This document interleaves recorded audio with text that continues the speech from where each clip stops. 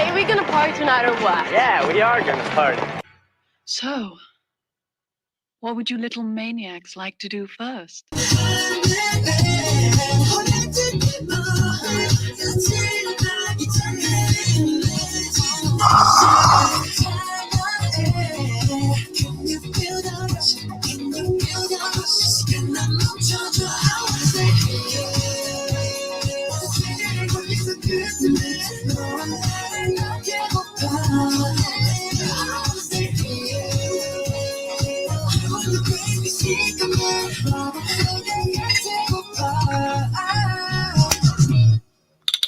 Alexa, stop.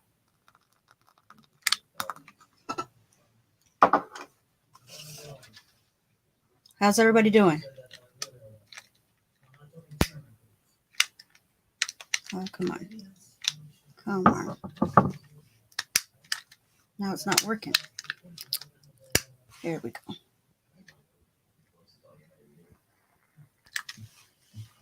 That's better. It was right there.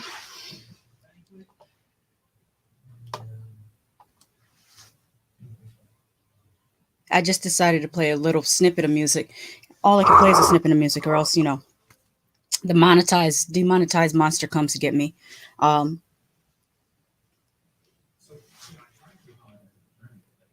Let's see here. Someone says, "Lady can't wait.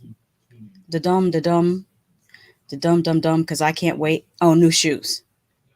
It's actually the do. Yeah, it's not the dum da dum.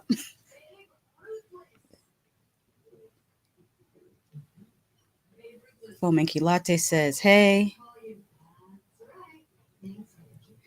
And Tony says, was there music playing? Or why is there audio playing? Fomenki Latte says, was that BTS and Doing Good? No, that was actually, that's Blue Hour by, is it not 17? Let me look. Hold on. I think it's not BTS. They do sound similar to BTS because they are their label mates. I'll tell you right now who it was. But it was I liked their music. By the way, BTS concert is on Disney Plus.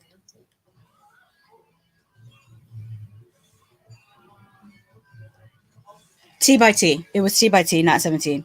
So it's T by T stands for Tomorrow by Together, and that's Blue Hour that was just now playing. Wavy is really cool too. I should play that. I'll play a little snippet of Wavy for you because I really like Wavy.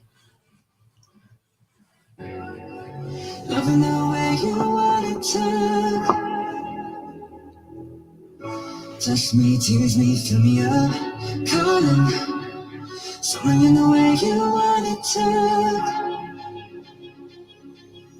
You got me saying, how you do it? Tell me what's your name, what you say. Feeling like you can get to me. Yeah, I'm waiting. I just want you to come on over what I'm saying. Falling for a stranger, good gracious. I might even fly out of Vegas. I'm thinking maybe you ain't gotta do it, but you don't know what I'm saying. You got me going to the roof. Really don't care what we do. We can fly to the moon. I see your lips moving, but we ain't got a clue. Baby, we're two distant strangers. I know you don't speak my language, but I love. Hi, Terrence. How you doing this weekend? I can hear you calling from where you are. Loving the way you want to talk. Touch me, tease me, fill me up. Alexa, pause. Thumbs up. Thank you. I'm trying to cheer myself up. You're so welcome. I always appreciate your kindness. Hope you enjoyed your Friday. Tony says, enough music, more talk. I'm trying to cheer myself up because I almost didn't even come on the stream today. Oh no, Terry, you got to work tomorrow? Are you still live streaming? Because I thought you had a live stream tomorrow night. I don't know. Let me know if you're still live streaming after work. Yeah, it sucks. Saturday working kind of sucks. I had to do that for a while. There was a while where I had Tuesdays and Wednesdays off, and I worked through the weekend. That's when I worked for AT&T Cable. Call center jobs are for me. I can't speak for everybody, but for me, call center jobs are the worst, and I would never go back to that because it made me feel like it made me feel like ending it all. I don't belong in a cubicle and I can't handle it. Terrence says, yes, I'm still streaming after work. Tony says, what's wrong? Without saying too much. I have something. I actually Googled what it was because I was feeling melancholy because, my birthday's on Monday.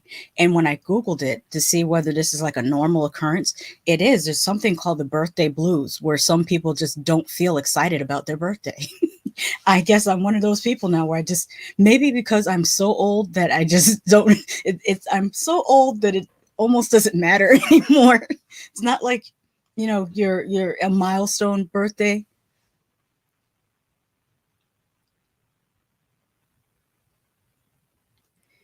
Terrence says he's going to sleepwalk through it.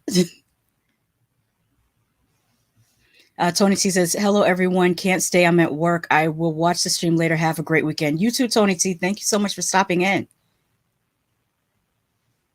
Terrence says, I get that. Wait, there it is. It's not displaying. Come on. I get that every birthday. I'm glad I'm not the only one. I haven't felt excited for mine in about 42 years. Minky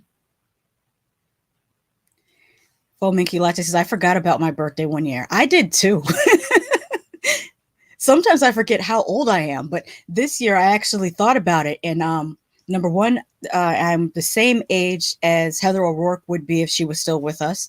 I'm 5 years older than Danny Glover when he said he was too old for this shit in Lethal Weapon. And I'm 6 years older than Wilford Brimley when he was on The Thing, when he started the movie The Thing. So looking those facts up made me feel a little bit better. Although I now agree with Danny Glover about being too old for this shit. I can identify with that now. What should we talk about?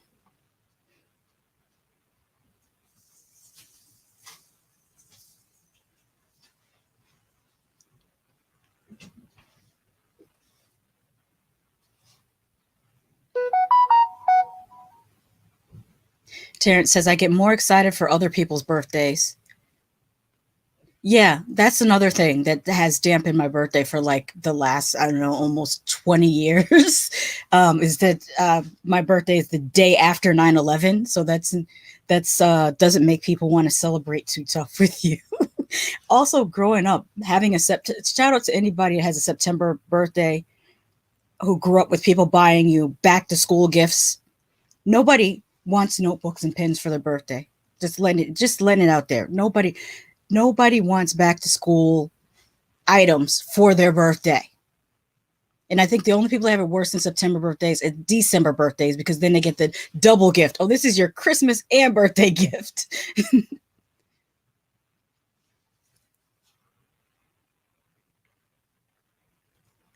Terrence says, but Danny Glover took on a whole gang of South African terrorists and kicked the Predator's ass believably. This is true. And that's why Predator 2 is one of the best sequels that people don't talk enough about. And I think it's all because everyone expected Arnold Schwarzenegger to come back. And when he didn't come back, they were let down. But if they gave the movie a chance, they would really, really enjoy it. And somebody posted, I can't remember who it was, but it was on Instagram. Somebody posted an outtake of Danny Glover and the Predators dancing. Let me see if I could find that to show you guys. That was so funny. I never saw that video before. But it's Danny Glover and the Predators, I guess, behind the scenes, or the actors dressed up like the Predators were having like a dance battle. Let me see if I could find the video.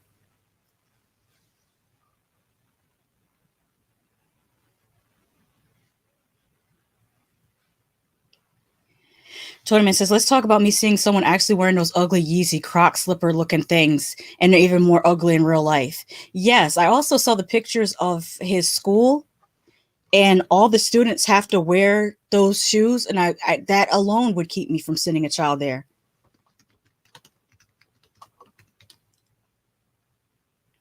And that's not, even talking about how, what's the word I'm looking for? Culty, it seems. Let me move these away. I'm paranoid about my hair catching fire.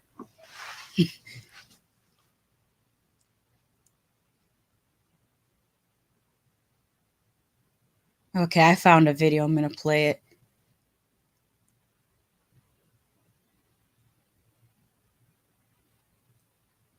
It's loading. Okay. Terrence says, also predicted how militarized the police will become in the future. Very much so. Yes, it did.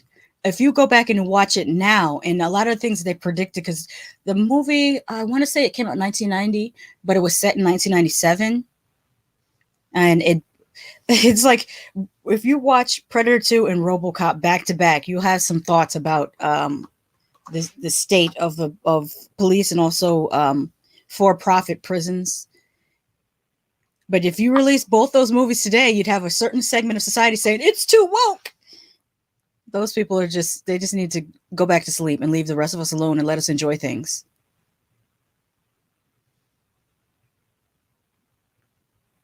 I swear some people just do not want to let people enjoy things. These same people are over on Twitter arguing about whether an elf should be black. It's a freaking elf. It doesn't exist. It could be purple. What are you talking about? Go away.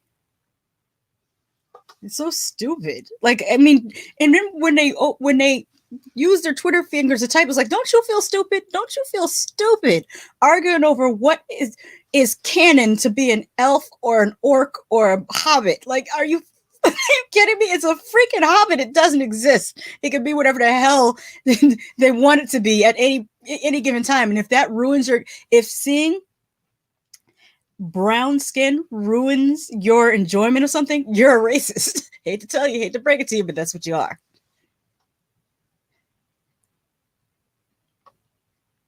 Tony says, didn't you show the trailer for Barbarian? I keep hearing it's the scariest movie in 2022. I ignore every time they say the scariest movie because it never is. It never is. But I am interested in seeing Barbarian. It does look entertaining. Justin Long is in it. And I haven't seen a horror movie where Justin Long was in it that wasn't at least a good watch. Foaming Galactic says, how people are helping to carry the queen to whatever purgatory she's off to. Oh, I saw that yesterday on Twitter. Irish Twitter and Black Twitter united about their feelings on the queen. The same people argue that Wakanda is a real place as well. No, that's a whole different set of people. And Wakanda, here is the difference, and it's a false equivalency because Wakanda is a fictional place set in a real place. Wakanda is a fictional country, but it's set in a real continent. Africa is a real continent. Africans are real. Orcs, elves, and hobbits, on the other hand, are not real. You see the difference there? There's nuance to this. That's a false equivalency. And even with that, there's still a white character in Wakanda named White Wolf. So, and nobody complains about White Wolf being in Wakanda. So that's a false equivalency. Foamy Galactic says, I don't know what to think of it. I just have no feelings towards it because I don't believe in monarchy. So it's just whatever. It's a thing that shouldn't still exist. I mean, I know that they are just figureheads and they don't make political decisions, but how much do the people of the UK's tax dollars go to maintaining this monarchy? I think their tax dollars, they probably feel that their tax dollars could be better spent in other places. That's how I feel about that. Terrence says, imagine what they could achieve if they got upset about something that matters. Exactly. If they had this much drive towards billionaires who pay no taxes at all, while the working person pays the majority of taxes, why don't you turn your ire to that? But no, they'd rather champion people like Elon Musk and be on his nutsack all the time when he wouldn't piss on you if you were on fire. He doesn't care about you. He only cares if you buy his products. Half of which don't even work. I don't know if you remember last year when he debuted that bulletproof car that was not bulletproof. Which is another thing. The need to have bulletproof cars. This is how you know society is on a decline. When people are online arguing about whether there should be people of color in Game of Thrones, The Hobbit, or I should say, what is it? House of the Dragon and what is it? Rings of Power? I forget the new titles. And meanwhile, you live in a society where you can't even send your children to school for fear that they might get shot. Make it make sense. One less person in the royal family have to pay tax for it. Yeah, see, that's what I was thinking that the people in the UK would feel. Understood, great point. Yo, Lady Shasha, those extra predators in that clip were from LA at the time. Oh, I bet, because a lot of the dances that we know now, like the classic dances, came out of LA. One of the biggest things is Soul Train was moved. I forgot where it started, in the Midwest or maybe in Philadelphia, but then they moved it to Los Angeles. For many years, it was shot out of Los Angeles, and then a lot of the dance moves that Michael Jackson did, he said that he saw the kids in LA doing them first. Like even when he was on, I think it was Soul Train, when he did Dancing Machine, he started doing the robot. He said he saw the kids in LA doing that first. Terrence says, Prince Andrew's dirty deeds, it's a UK taxpayers who have to fork out to cover that shit up. Sorry, just a bit, man. We are getting bombarded with so much crap about this human tourist attraction. Yes, we heard about him and his hanging out on Epstein Island. Hey, Basic Autumn Queen, I'm doing better, especially now talking to people. They're helping me alleviate my what I'm calling my birthday blues, because I swear I almost didn't go live today. I said let me pull myself together and get on here. She says hello to everyone. By the way, check out her new video. I shared it on my YouTube timeline. It is a haul with, I think it was Dollar Tree, Target, and I forget the third store. Based on when Queen put in the chat what the third store was. I might, if you give me permission, I'll play a little snippet of it on here today because I want people to see your videos. I think they're nice. My real Sharon says my real queen. LA Lakers, they needed extra tall guys, and Danny Glover knew the team and asked them to flip to play Predators. Oh, I didn't know that they were Lakers. Hey Terrence, thank you. Gemini and Soul Train Star Chicago. Thank you. Thank you. I knew it was in the Midwest and then it was moved to LA later. Joanne Fabric, that was the third place. Yes. Did you see the new twerking ballet? It's not as bad as people say. No, I've not seen it, but I will look it up. All right, let me play this clip right quick.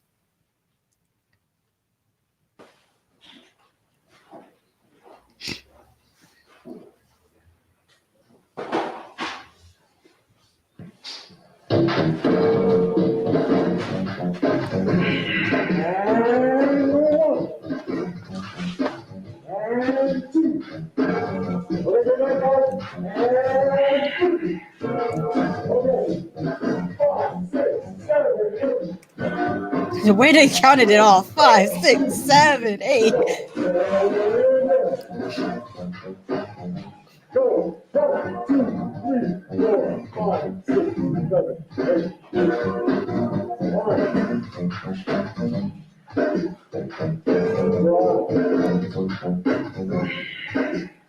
They practice this.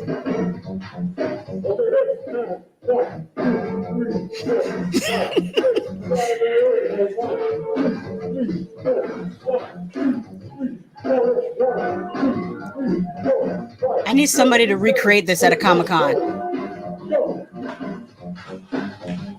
Now it's freestyle time.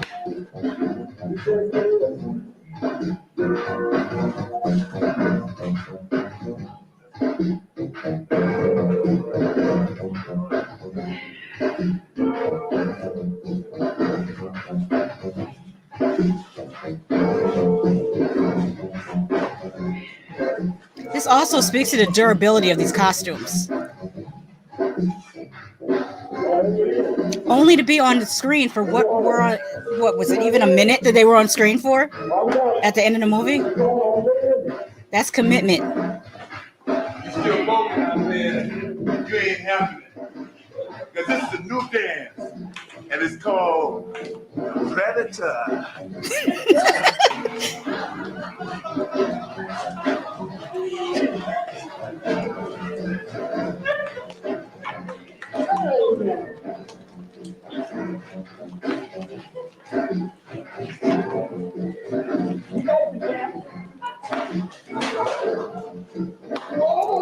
Also, shout out to the people who are working the fog machines. Those are not easy to do, especially the low-lying fog. You have to use dry ice, I think, to keep it low. Otherwise, it'll rise up everywhere. All right. Well, that cheered me up. Let's see here. Autumn Wing Queen says, thanks for sharing it. I've been working a lot and haven't had time to dig into social media. Not a problem. I think if I've noticed, at least on Instagram, a lot of us in the horror community have been sharing each other's content, and I think it helps, especially since we are basically kind of shadow banned in the algorithm due to our content. Just horror content, period, is kind of shadow banned. So it helps when we all share each other's content.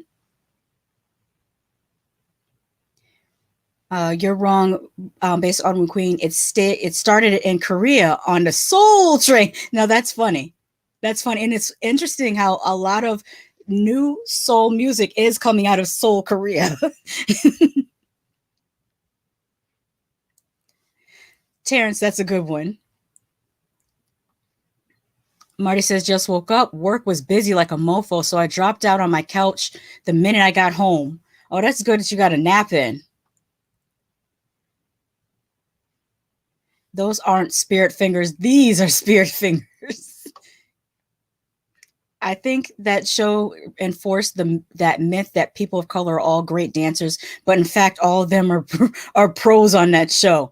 Well, actually, that wasn't until the later years. In the early years of Soul Train, They were just teenagers. They were just teenagers that came up, that stood in line, and they got in kind of based on whether they had, a look for television. Like, so it was kind of pretty privileged lookist. But yeah, the original Soul Train were just teenagers. And then when they moved it to LA, that's when you started seeing more professional dancers showing up. And they weren't even paid. They were like given boxed chicken for lunch. And that was it. It was just TV exposure and chicken. And it was another show. Do you guys remember I should find Dance Party USA. That was another one. It was just teenagers off the street. Transport Show says, Wise, I would have tweeted you were live. Oh, it's no problem. Basic on Week Queen. I never saw this Predator. I didn't see it until like yesterday, which I don't know when the person posted it, because this irritates me about the new Instagram. When they updated Instagram, the posts in your feed are not in chronological order. So I don't know when the person posted it. It just happened to come up on my feed yesterday, but they might have posted it earlier in the week. Terrence says, love Danny Glover. What a brilliant actor. Seems like such a cool guy as well. Yeah, I've never heard anyone complain about working with him or about him being, like a diva or anything. Hope that speed has changed. I didn't change the speed because that song doesn't sound like a real song. It sounds like like a preset on a Casio keyboard. That sucks for the horror community to be shadow banned. Yeah, it's like our things are not really pushed to the forefront because it's not considered, family friendly, which is a new thing for YouTube. Because I can remember when Trish Paytas had that video up talking about 100 layers of CUM on her face. And that was on the front page being suggested to me almost every day. And I never clicked on it. But, certain people are able to do certain things and other people aren't able to do those things. We already know this. Tony Man says, by the way, the dancers were twerking on their toes. Based on what it says, and they worked inside the Soul Train office as well. Oh, I didn't know that. Well, they were getting a lot out of the kids. Mr. Dan and Horror's here. He says, hey, guys. Saying, hey. Rosa Perez and Shalimar came through. Yes, they did. Yes, they did. I always remember that because I love Jodie Watley so much. She was a Soul Train dancer. Rosie Perez there's a gif of Rosie Perez going down the Soul Train line. She's so iconic. And Rosie Perez was also the choreographer for the Fly Girls on In Living Color. And notice to this day, Jennifer Lopez has never thanked that woman once. That's why I don't like Jennifer Lopez. She's full of crap. She's never thanked Rosie Perez. She's never thanked Kieran Irie Wayans for her getting her start. Nothing good will come to you, Jennifer, until you do right by other people. Mr. Dan says, I saw Danny Glover perform the poetry of Langston Hughes live in college. Wow. That's amazing. Just those two things together are amazing. It's funny because when I was in high school, my father started giving me different books to read.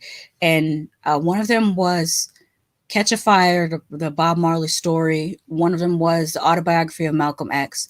One of them was like the collected works of Langston Hughes. And one of them was, oh God, I'm blanking on his name. It was the gentleman that was covered in the documentary, I'm Not Your Negro. Oh God, he gave me his books to read, but it was like way too over my head. At the time I was like 14 or 15 years old. So when I tried to read, let me look this up because this is going to bug me that I can't remember his name. And I often say that people don't talk about him enough because he was part of the LGBTQ plus community. James Baldwin. He gave me a James Baldwin novel. And I believe it was a novel. It wasn't like a collection of short essays. And it was very hard for me to read as a teenager, but I need to go back and reread it as an adult. Very, very interesting stuff to read. Based on when Queen says, OMG, I remember that. Yuck. Wait, I skipped one. Marty says, my feelings as an Irishman on the Queen's death. I have no love for the British monarchy. My country was basically fucked over by them that said it was an old lady's death, a grandmother, and a mother's. Yeah, I've read a lot about just not only did they mess over the Irish, they had all these rules that were so ridiculous, like not allowing Irish people to speak Gaelic, not allowing Irish people to dance.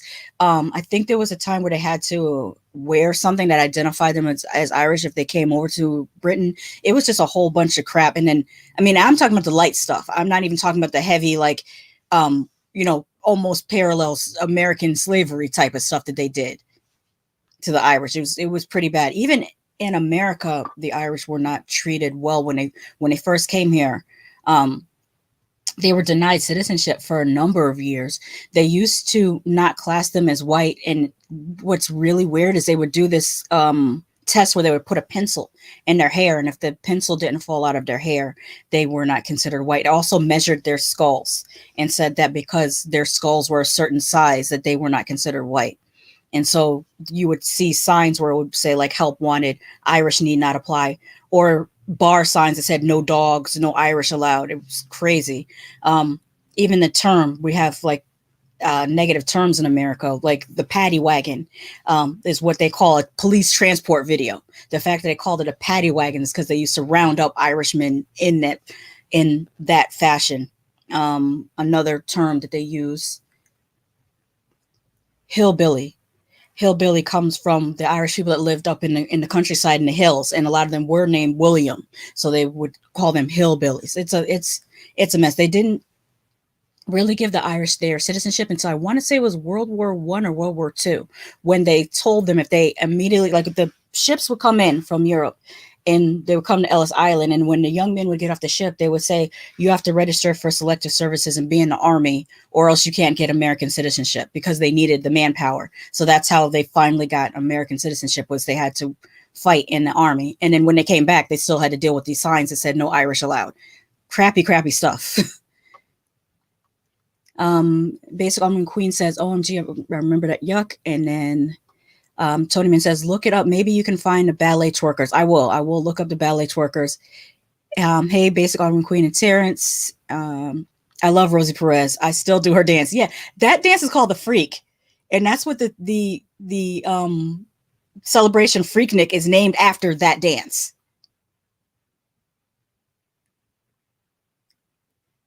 Terrence says, only one guy performed live on Soul Train, Curtis Blow, because Cornelius thought rap was a gimmick that would not last. He hated rap music and saw it as a novelty.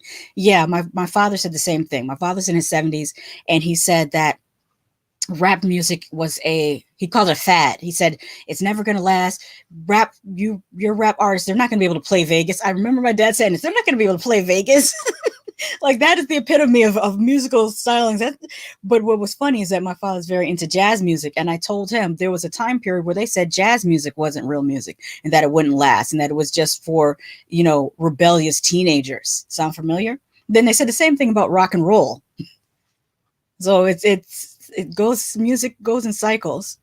Trash Picture Show says, I'm not one who believes in gloating over someone's death, and especially a 96-year-old lady who was born in a monarchical society. I agree. I don't think gloating over someone's death is ever, a good thing to do. I would, if I don't care for that person, I'd rather just ignore them completely than to say anything negative, because it looks more bad upon you than them. Mr. Dan Harris says, it was cool, James Baldwin. Thank you. I knew Dan would know. Basic on Queen says, I wish Dan wasn't against rap. I wish Don wasn't against rap so much. Yeah, there were a few people. Oprah was also like that. Couldn't stand rap. And what's crazy is rap was actually decent back then. When I say decent, I mean not in terms of quality, because that's a personal taste thing. You like what you like. So I would never say that, current day rap is worse than old school rap as far as taste, because it's not for me to say. Young people might relate to it more than me. What I mean decent, I mean by like you could play it in front of your grandmother. There was rap songs like you could play Curtis Blow in front of your grandmother. The stuff that they're saying today, I can't play that in front of my grandmother. And secondly, I want them to rap about more things. I'm tired of hearing about everyone's coochie. I'm really tired of it. It does nothing for me. I'm sorry. I don't want to hear about your coochie anymore. Please rap about something else.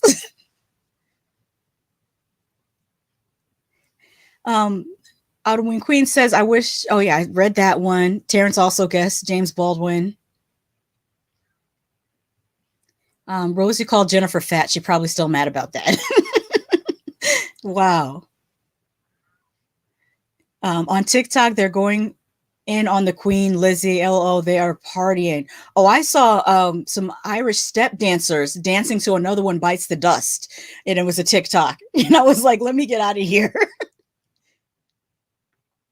Tony says, did Marty actually say fuck or fucht?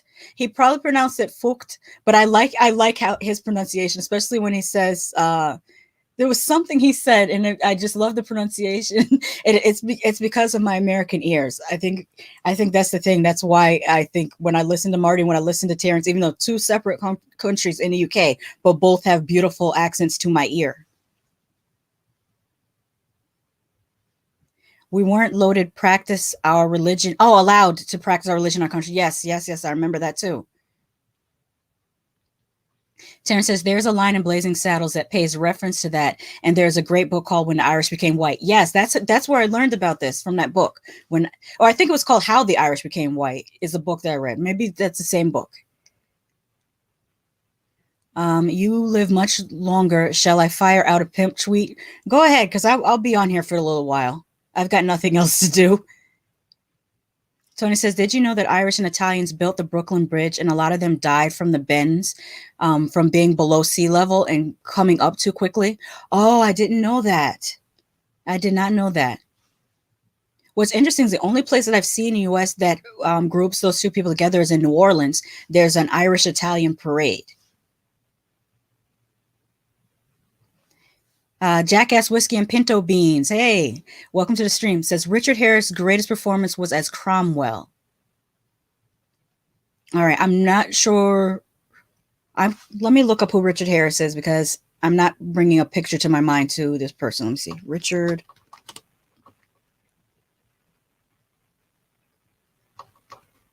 Harris.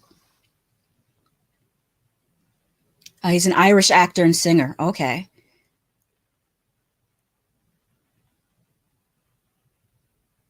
I see his face now. I recognize him from Gladiator.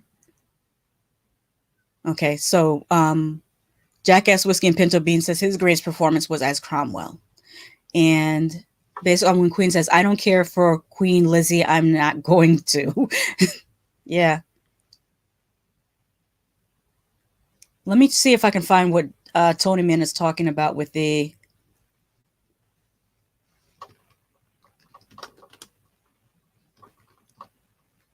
See if that comes up.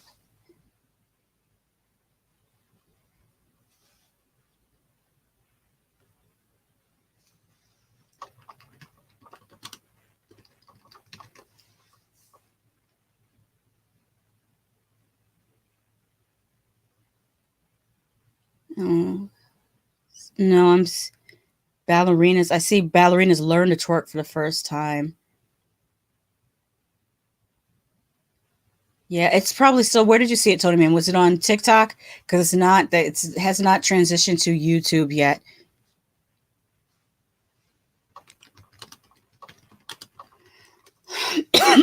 Excuse me.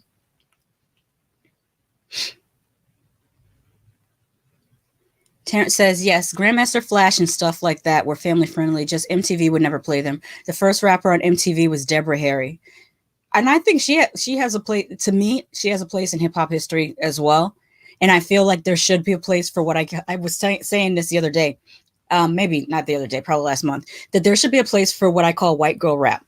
And what I call white girl rap is like, they're rappers, but they don't imitate, they're not like Iggy Azalea, where they're like completely imitating an aesthetic and everything. They're still themselves. And the people I put in that category are like when Gwen Stefani raps, or when when Fergie rapped, it was still like them. It was still their essence. They didn't try to overcompensate and try to put on like a black hood girl aesthetic type of thing. And I respect that. I think there's a place for that. Iggy should have done that. She should have just came out and just been herself. I would have loved to hear somebody rap with an Australian accent. I haven't heard it before. I'm sure it exists. I probably need to just look it up. I don't care. Oh, okay. I read that one. Oh, know what? Let me reread it because I think she hit send early, so I'll reread it. I don't care for Queen Lizzie. I'm not going to celebrate her death. Mr. Dan says, best rap song ever, Do the Right Thing by Redhead Kingpin, played during the end of The People Under the Stairs. I have to listen to that again because I don't remember it offhand. But I bet you it has some good lyrics, especially since this was on People Under the Stairs. I'm going to call Jackass Whiskey and Pinto Beans just Pinto Beans for short. Okay, I've read that same comment, so I'm going to keep going. I have only one king, and his name is Corey. Oh, that's King. King needs gore. Yeah, Corey. My favorite Harris performance is the great movie called The Field from 1990. I'm not familiar with that one. Tony Man says, I know of a town where the pastor banned dancing, but this city kid who danced angry in the warehouse is driving a Volkswagen Bug saved the town, and now they're dancing like crazy. Everybody cut loose, foot loose, kick off your Sunday shoes. That's where what my mind immediately started thinking. Oliver Cromwell, Lord Protector, and Oliver Cromwell killed a king. Okay. Marty says, Richard Harris, great Irish actor from Limerick. He was the first Dumbledore and died after the second Harry Potter. Also amazing rugby player. Him and Peter O'Toole used to get seriously pissed drunk. That would be funny to see. It's always fun to hear about the town of Limerick because there's in the first time I heard of limericks, I was in elementary school because that's when we were so enamored with limericks. And also the town I grew up in had, a decent sized Irish population. And so, so much so, Irish American, I should say. On St. Patrick's Day, which I know seems more celebrated in the US than in Ireland, or not celebrated more, but celebrated differently. If you did not wear green, they pinched you. Like literally, you have to wear green or they'll pinch you. So everybody wore green, and we used to look up limericks, and a lot of them were very dirty. And of course, being in like 6th grade, this is what we want to do: look up dirty limericks and say them on the playground at recess and get in trouble by the teachers. Tony says, gotta type in the drizzle. It was on a morning news show. I have to find it when I get to Publix, and I'll give you the name. Okay, cool. Marty says, yeah, Pinto, ironic. Harris playing Oliver Cromwell, the lord who butchered so many Irish. It's ironic, but at the same time, his performance, it probably led to a better performance because coming from the people who are being oppressed, I feel like he's probably going to play that more accurate than if it was a British actor, because a British actor might feel some type of way about the portrayal because they are British, if that makes sense.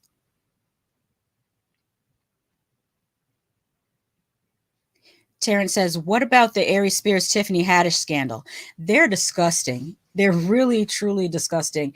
And like, no one thought to themselves that this doesn't even sound right. Like when they read the treatment for the skit, they didn't think, oh no, this isn't something that we should do. So, whatever happens to them because they deserve it, because and this is, from what I hear, this is not the only skit of that type that they did, that there's a number of really, really problematic at least, and abusive at best skits that they did. And neither one of them are all that funny. So, oh well, you shouldn't have done what you did. And it's like he was just in the news a week or 2 weeks ago talking about Lizzo and the absolute audacity for him to look the way he looks. Someone called him the Mucinex snot blob on Twitter, and I can't unsee it now. To come for Lizzo's looks when you look like that. Oh my God, the delusion, and the audacity of this man. How disgusting. Tony Man says, there once was a man from Nantucket. I know a few of those. I don't know what I'll get kicked off if I say the ones that I know about the man from Nantucket. That's something. If we were in a pub together drinking, I would say it, but not on here, because there might be young ears that happen to click on this channel, and I don't want to do that.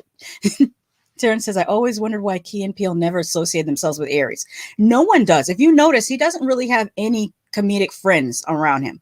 And he did so many years on Mad TV, and you don't see anyone really talking to him.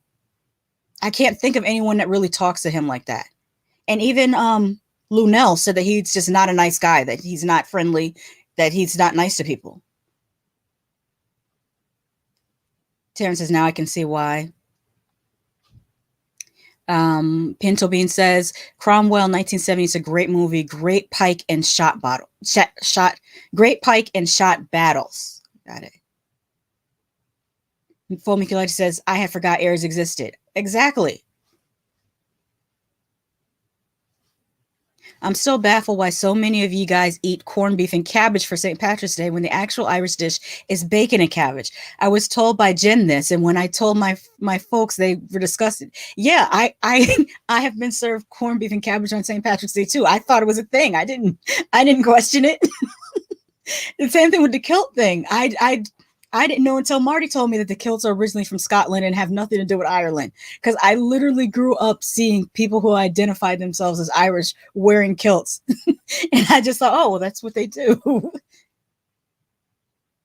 Okay, let me show this clip. I know what? I'll show a couple of these clips. Let me hit play on this and let me change the speed. It's going to sound a little funny because, you know, I don't know if that changing the speed is going to work on this because there's music. So maybe it will work. Maybe it won't work. I'm going to speed it up just a little bit. We'll see what happens. But this is a show that I used to watch when I was a kid. And it's shot in New Jersey. I want to say it was shot in New Jersey, which is on the East Coast of the United States. It is loading up.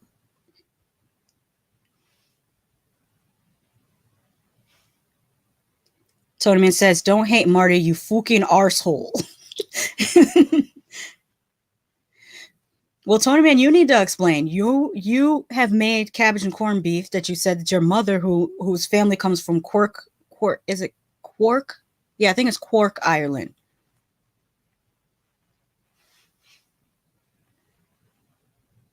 Oh, this doesn't seem to be loading for me. I wonder why they serve corned beef instead of bacon to go with the cabbage. Let me see if I hit play. Will it fix itself? There it goes. Yeah, these are American teenagers in the 80s.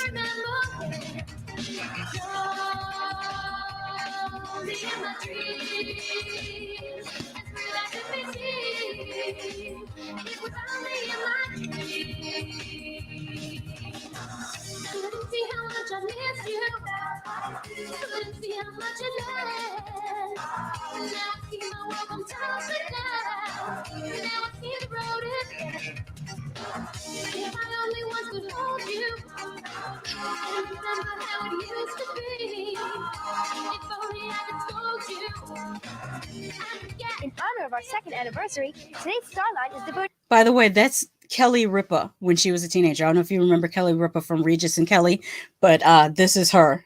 Exclusively to those artists who have appeared live on Dance Party. Great things are happening to that family group called the Jets. Their latest album, Magic, went gold, and they will begin an East Asian tour in April. Their latest video is Rocket to You, and the big news for fans across the USA is that the group will tour the US this summer. Jodie Watley's star is shining bright. She recently won a coveted Grammy Award for Best New Artist. Her new single is Most of All, and on the dating scene, her main squeeze is her producer, Andre Simone. Get psyched, America.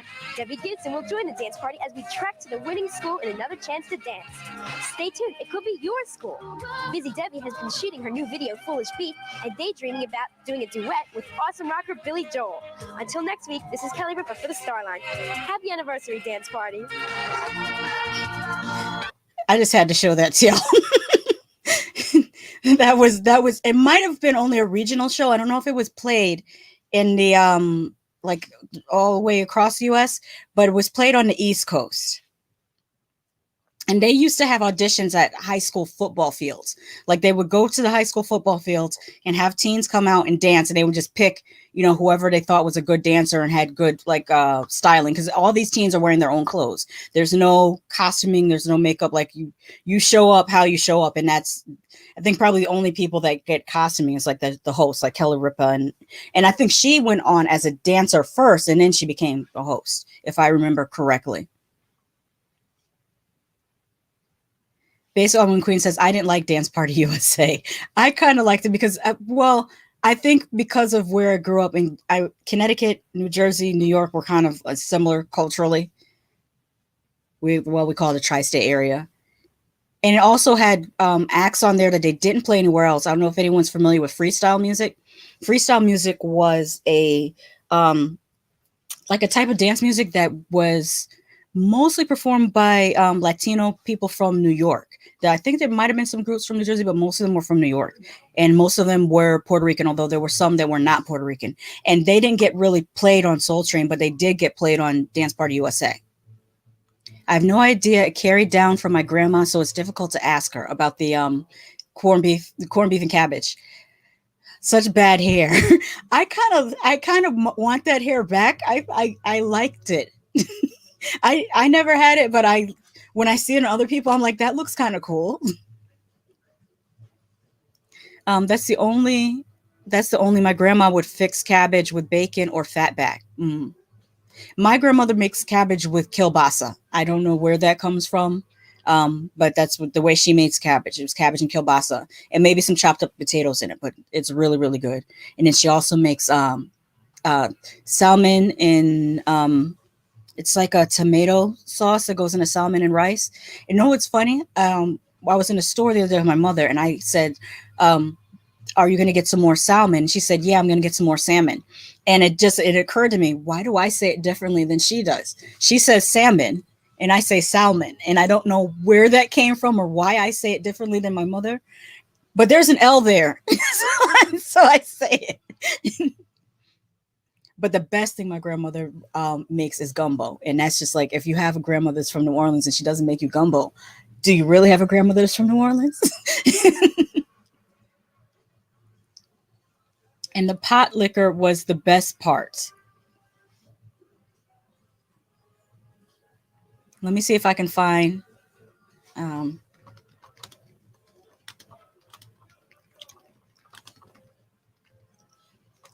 example of freestyle music.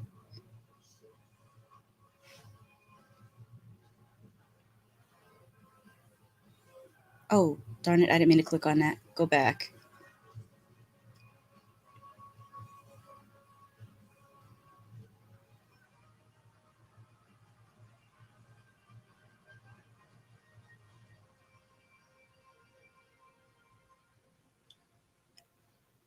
Okay, I'll play this one. Okay.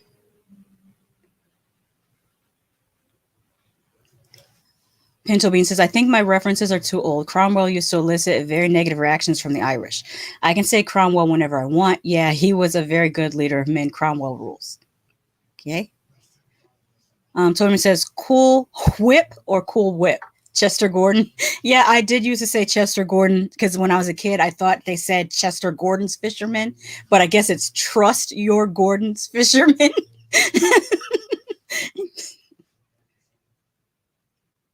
Have you guys ever eaten coddle? It's a broth-based soup with sausages, potatoes, and chopped onions and swades. No, I haven't had coddle. It sounds good though, because I like most soups. The only soup that I don't really like is tomato soup. Like that's like a last choice if you're giving me soups. First choice is probably going to be a chowder. Well, maybe growing up in New England, that's probably why I like clam chowder the best. I actually like pea soup. Potato soup isn't bad. Beef stew.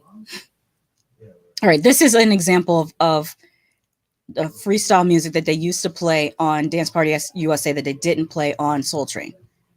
Here we go. This is going to be great. From New York City, fever recording artist, The Cover Girls.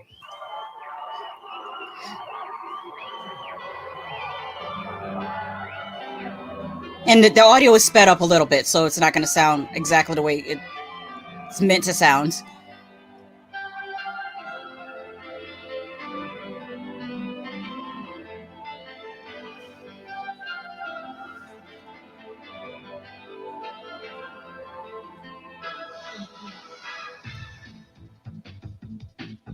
I just realized at this moment, this is why I like K-pop. K-pop is still girls dancing on the stage in cute outfits.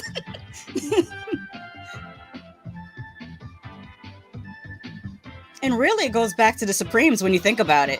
Or groups, the Andrews Sisters. Like, when was the first time you saw 3 girls on stage singing and dancing?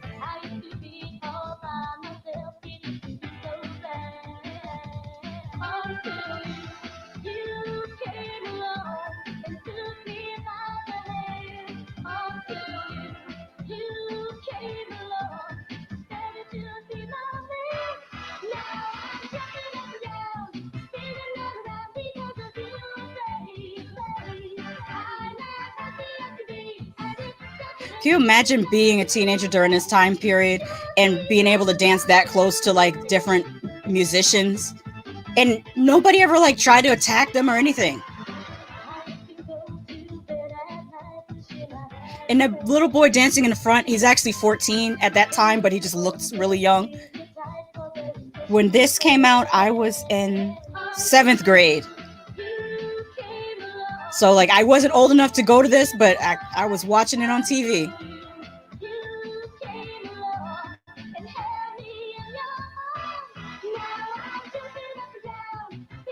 So I mean, it says everyone in here needs to try Gator Tail. It's the best. It is pretty good. Yes, the Cover Girls. There were a lot of groups like this. It was Cover Girls, Expose, Seduction, Sweet Sensation. There was so many girl groups back then.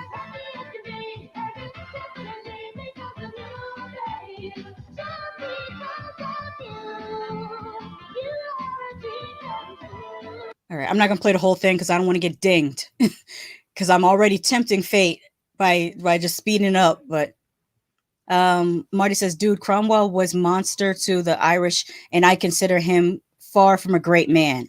Oh, wow. I have to look up this guy because it sounds like there's some. Yeah, based on what it says, that's my jam. Yeah, Cover Girls, I had their, well, I still have their CDs packed somewhere around here. I have the Cover Girls CD. Faux Mickey Latte asks Marty, what suedes? And Tony Man says, by the way, I can't find it now. When I do, I'll show you. Okay. Based on Queen says that song brought back so many memories. And Marty says, Faux, it's kind of like turnips. Okay. Now I'm jumping up and down, spinning all around. Fine in Paradise. Oh, let me see if they performed it. Let me see. We'll do. Wait, let me clear this out.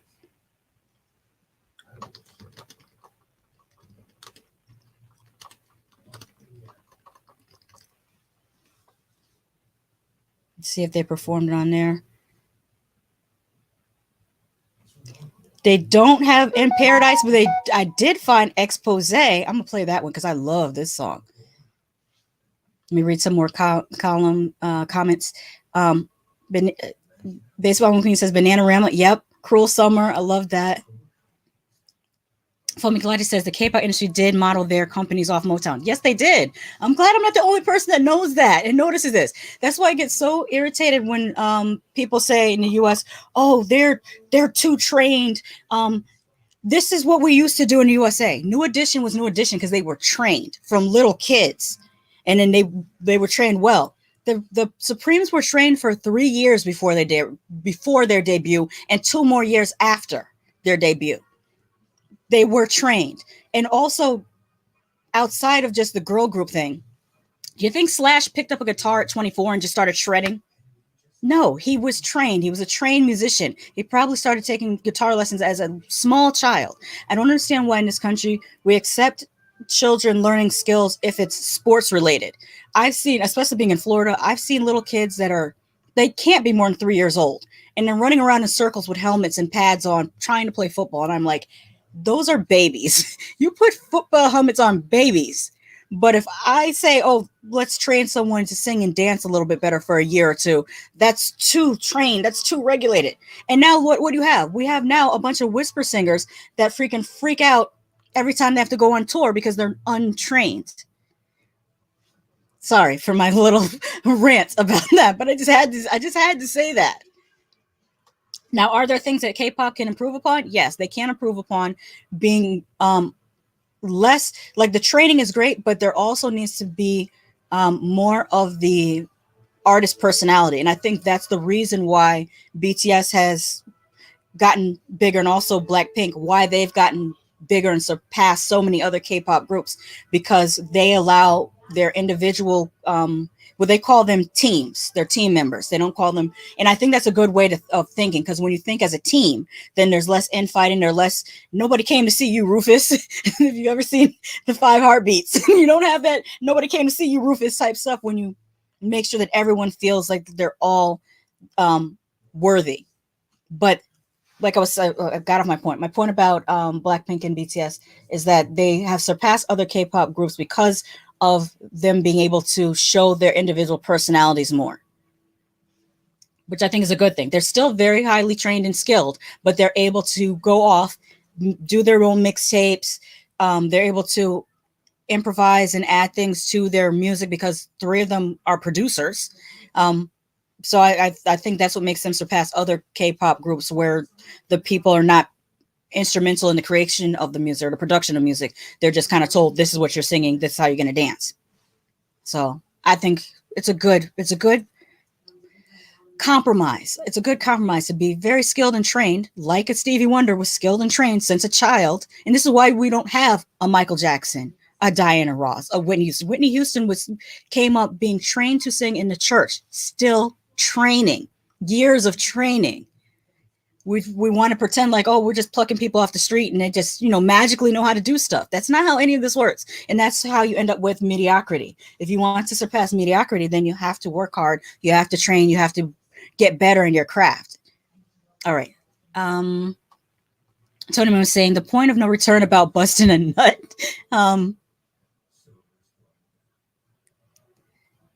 Got to give Jen a bell, Lady Shasha, but I'll bounce back if you're still alive. Okay, cool. Tell her I said hello. When I started reading Slash books, I think he was famous family and music. I don't know about Slash. It was Lenny Kravitz that I know that his mother was a famous actress, but I don't know about Slash's parentage. In 1969, you know what? I'm gonna stop reading your comments, Pinto Beans, because you're stuck on this Cromwell thing, and we are trying to have a good time here and talking about music. So I'm no disrespect to you. I appreciate you coming on the live stream, but try to circle back around to the topic. I think that Ireland should be one country. That's not for me to speak on because I'm not Irish citizen, though. Calling them teams stops the pop star never stop stopping types. Exactly. Yes. Okay, Tony Man, I did not find the song that you asked for, which was, let me scroll back up. I might have scrolled past it. In Paradise. I did not find In Paradise. When I typed in Paradise, this is what came up. Let me make myself smaller.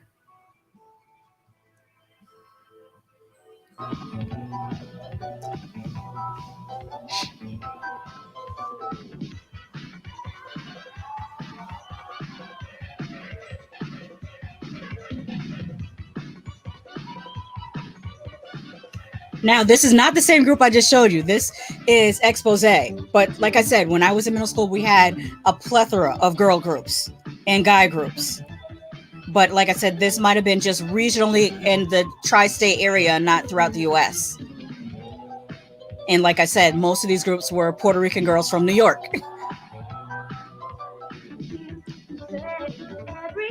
And now they all disappeared and all you have is J-Lo. Like, what the hell?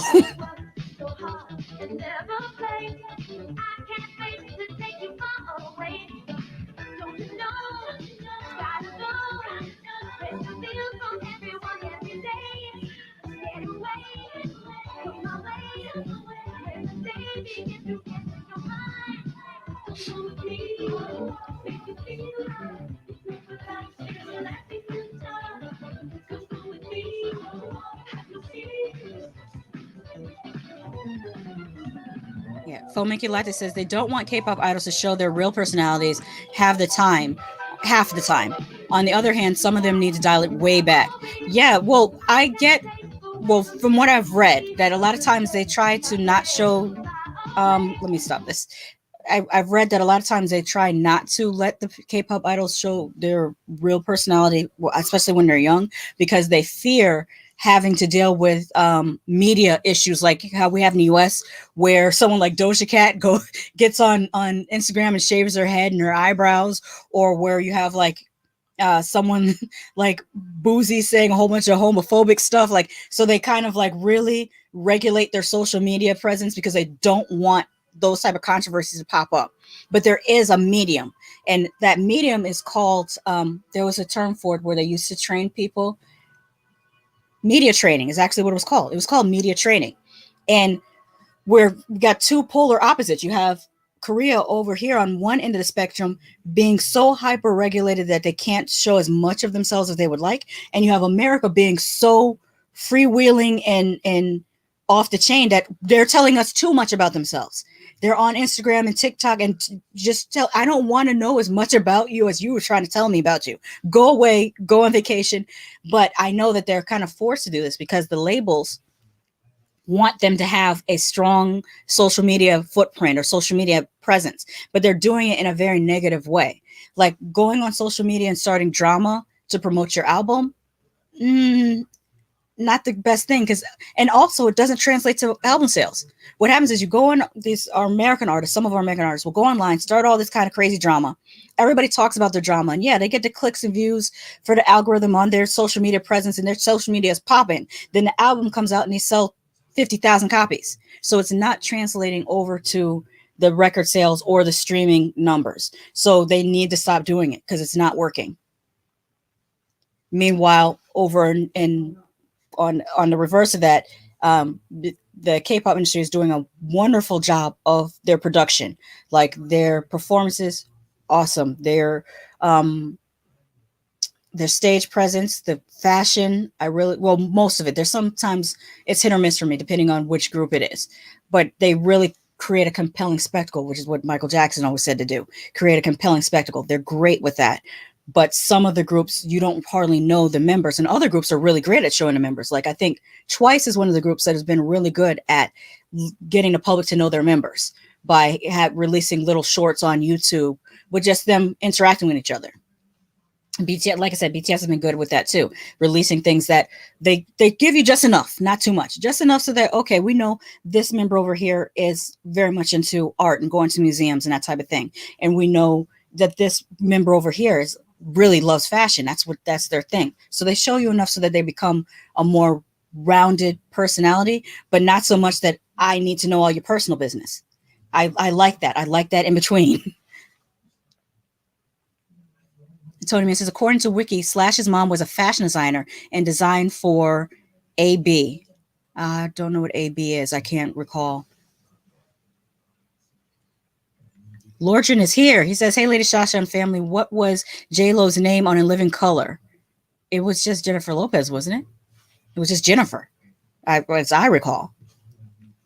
Mr. Dan Har says, when I was in South Korea, the school I was teaching at got a K-pop singer to appear, but the kids weren't impressed because she was yesterday's news. Yeah, I hear that a lot of K-pop sensations that are super popping in the US are not as popping in Korea.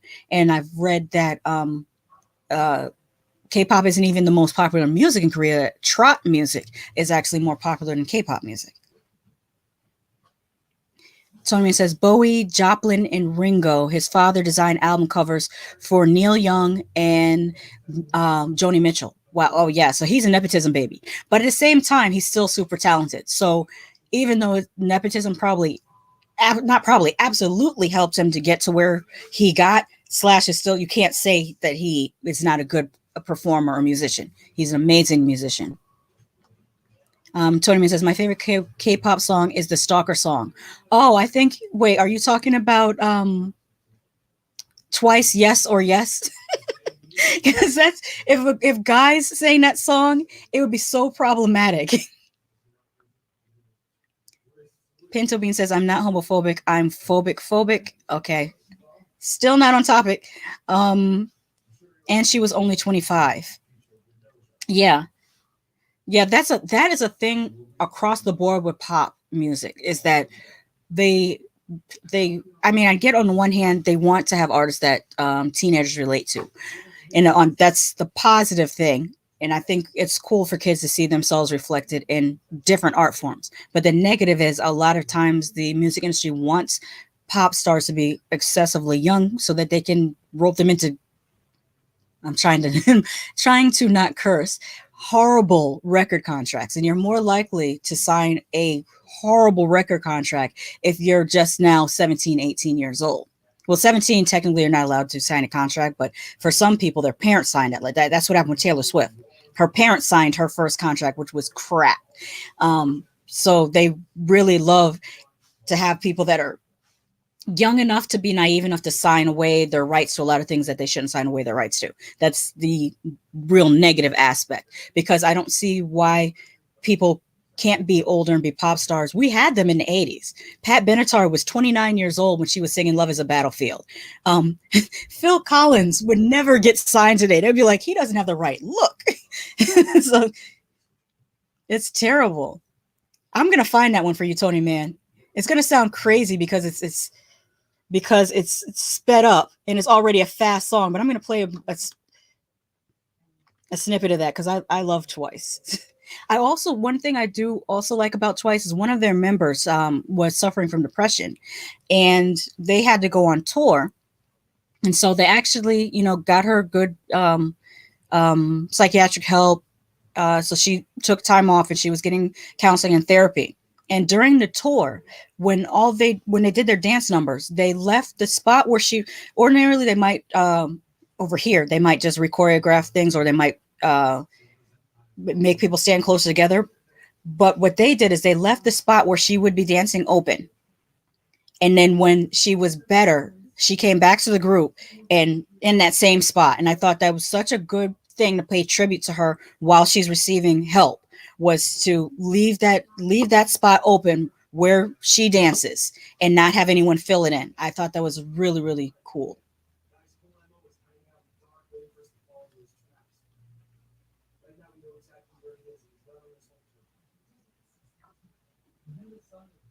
Okay, let me make myself small. And I'm actually going to play this regular speed only because the K-pop industry has actually been a little bit better about free promotion. So we'll see here. But wait, are they JYP? Let me take that back. HYBE, because there's different K-pop labels. HYBE has been really, really good about people promoting them. But JYP, I'm not 100% sure. Well, we'll see. If anything, I can contest it or whatever.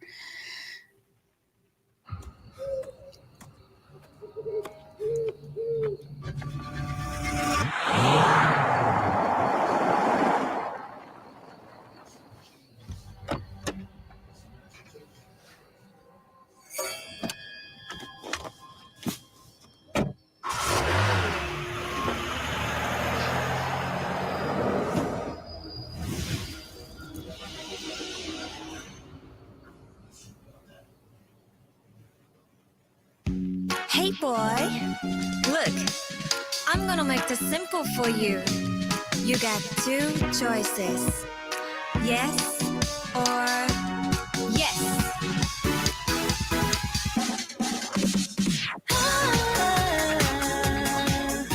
둘 중에 하나만 골라, yes or yes. 한다면 선택했어, yes or yes. 내가 이렇게도 이기적이었던가, 뭔가 이렇게 갖고 싶던 적 있었나 몰라 내 뻔뻔함에 Come on and tell me yes. 생각보다 꽉감해진 나의 시나리오, 이전도 플랜이면 완벽해 만족해. I'm gonna turn it down a little bit. Pencil beans, right now we're just talking about music. So if you want to add something to the music conversation, I would love that. Soulless Trenchcoat is in the house. They say, hey, what's up? Tony Man says maybe he's drinking whiskey and eating a nice bowl of yummy pinto beans. Bro, the topic is general. Just don't be offensive. Well, he hasn't been offensive. I bet Lordran will love that tanned Asian chick on the beach views video. Oh, you're thinking of Jessie. Jessie is actually from New Jersey, but she went to South Korea to get a music career going. Because again, in America, they have something against Asian singers. Actually, they still have something against Latino singers. They keep putting them in a separate Latin American category, even if they're U.S., born and raised people. They get put in a Latin American category. Dice Rollin is in the house. They say bonjour, ¿cómo se va? Pencil Bean says, I have a joke. What has 21 teeth and an IQ of 133? I don't know, but I hope it's nothing offensive. Lorjan says, Tony Man, you made me burn up my kitchen. Damn you to hell. So Trenchcoat says, I never listen to much K-pop. And says hi. Terrence says, I never heard any K-pop before. Oh, really? Well, Terrence, I need to send you the more soulful, because I know you like soul music. There's some more. This is more of the pop. But there's some really great soulful tracks. How do I obtain a mod wrench? You have to be good. Hey, Terrence. And I feel like you would get drunk on the power, Tony Man. The front row of Leonard Skinner. Oh, now you're talking. Fomiko said yes. Twice is on JYP. Mm-hmm. If you remember, who else was on JYP Entertainment was the Wonder Girls.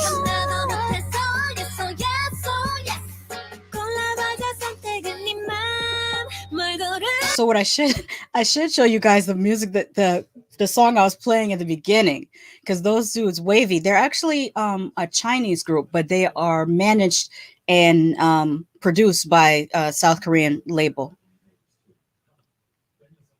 Terrence says, hey, Trenchy. And Dice says, I've never really listened to K-pop, but they're super energetic. I just need to borrow 5% of that energy. Yes. Pinto Bean says, pinto beans are very healthy, protein and fiber. Beans in general. I just bought a whole bunch of beans because I am trying to increase my energy levels, actually. Funny that Dice had just mentioned energy levels. I'm just trying to increase my energy levels because I don't know if you guys know this, but I have iron deficient anemia. And a lot of times it kicks my ass. So I've been finding the right supplements. I had to double my iron intake recently. So here's to trying to get some better food that'll help me feel more energetic. Terrence, be careful what you ask for. Solus Trenchcoat says, it's interesting that they say yes in English instead of their original language. Yeah, if you listen closely, a lot of songs will be sung in half in English and half in Korean. I wish Jessie would stop rapping, but that's her bread and butter right now. Yeah, she wants to be CL so bad. Jessie, I love you. I like when you sing. You're not CL. CL is CL. I would love to see a collaboration between CL and Little Kim, because that is her daughter. Like, CL is Little Kim's daughter. If Little Kim didn't birth her herself, that's. But here, I'm gonna play something for the guys in the room. I think they will enjoy. Because Twice, you guys probably won't like Twice, but you probably will like I'm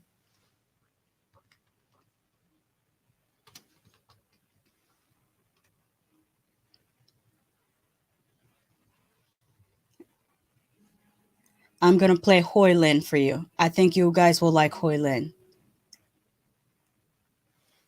And some of the ladies. I mean, let me not, because I like Hoi Lin and I'm a lady.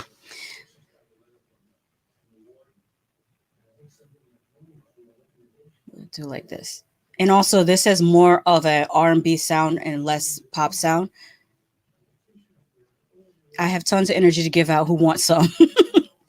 Yay, energy pudding. Yay, put it on your mouth. Oh, by the way, everybody that came in the room later, this is my, I'm borrowing something from millennials because I'm Gen X, because they do the birthday weekend thing.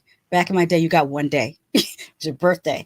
So this is my birthday weekend And that's why we're talking about music and trying to do more like stuff to cheer me out of my what I looked up is called the birthday blues, because some people like myself, we don't feel so happy and joyful on our birthdays. So that's why the change in format. Yay, energy pudding, yay, put it in your mouth. Okay. I should have read that through before I read it out loud. Lady Shash, are you trying to tell us something? Please don't be sick. Oh, no. I'm not. I've been dealing with anemia since the first time I was diagnosed, I was 19 years old. It's just, it comes in. The thing about it is sometimes you're really, really good. Like I reorganized the pantry on Wednesday. And I was very proud of myself because I was able to stand for a while and do what I need to do. Like in school, I was an athlete. Even in college, I was an athlete. So it was really, really hard for me to get used to not having the energy that I was accustomed to having. And so I just had to really, really find out what foods I need to eat, what foods I need to avoid, because apparently there's different things that can diminish your iron absorption. One of them is caffeine. So I had to start drinking decaf coffee. So I'm getting better and better at managing the anemia. And one of the other things I get from anemia is the dark circles around my eyes. I use, like today, I have concealer around my eyes because otherwise you see dark circles. Soulless Trenchcoat says, Trenchy, we're going to call you Trenchy for short. I guess that must be marketing purposes. Well, happy birthday. And thank you, Dice. Trenchy says happy birthday. Thank you. Pinto Bean says, I'm 60 years old, drink water and eat food that has fiber. I also like whiskey. Yes. Thank you. And shout out to being 60 years old. I told people earlier tonight what my age was in an inadvertent way. I said that I'm the same age as Heather O'Rourke from Poltergeist. Me and her are only a couple months apart. If she was still with us, she would be my age. I am 5 years older than Danny Glover was when he said he was too old for this shit in Lethal Weapon. And I'm 6 years older than Wilford Brimley was when he starred in The Thing in, what was that, 1981? But yeah, I agree with the drinking water. Whiskey every once in a while. There's a Dalmore's whiskey that's really, really good. It's expensive though. Like, it's too expensive for me to buy again. I got it because a neighbor gave it to me as a gift, and that was some great Irish whiskey. But I've not bought it yet again because I can't justify buying an $80 bottle of whiskey. I'm too broke for that. Lordran posting while the kitchen burns around him. What a guy. The Soulless Trenchcoat says, yeah, I usually go by Trenchy. Cool. All right, now this is a video for the people who like more R&B sound. Oh, you better stop. Oh, you better stop. Oh, you better stop. Oh, you better stop. 오늘따라 주체가 안 돼 기분이 언제까지야 말도 안 할 거리 달라도 너무 달랐어 넌 솔직히 두 눈을 감은 거야 처음도 아닌데 뭘 그래 입었니 지금 뭐가 중요해 우리 믿음이 깨진 거 진짜 안 보여 우리 사이 불보듯 뻔하잖아 마치도 않는 옷을 Thank you, Tony Man. You are too nice.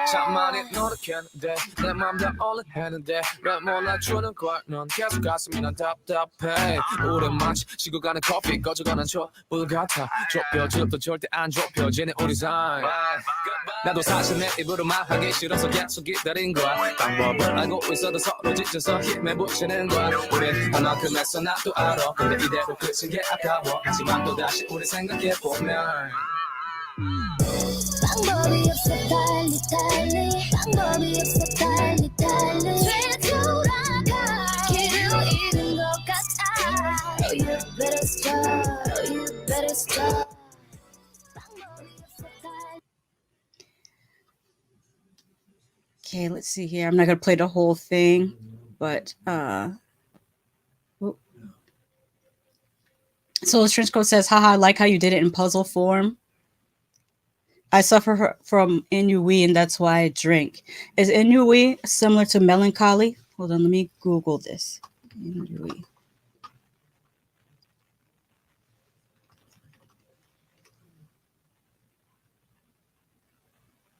Yes, very similar to melancholy.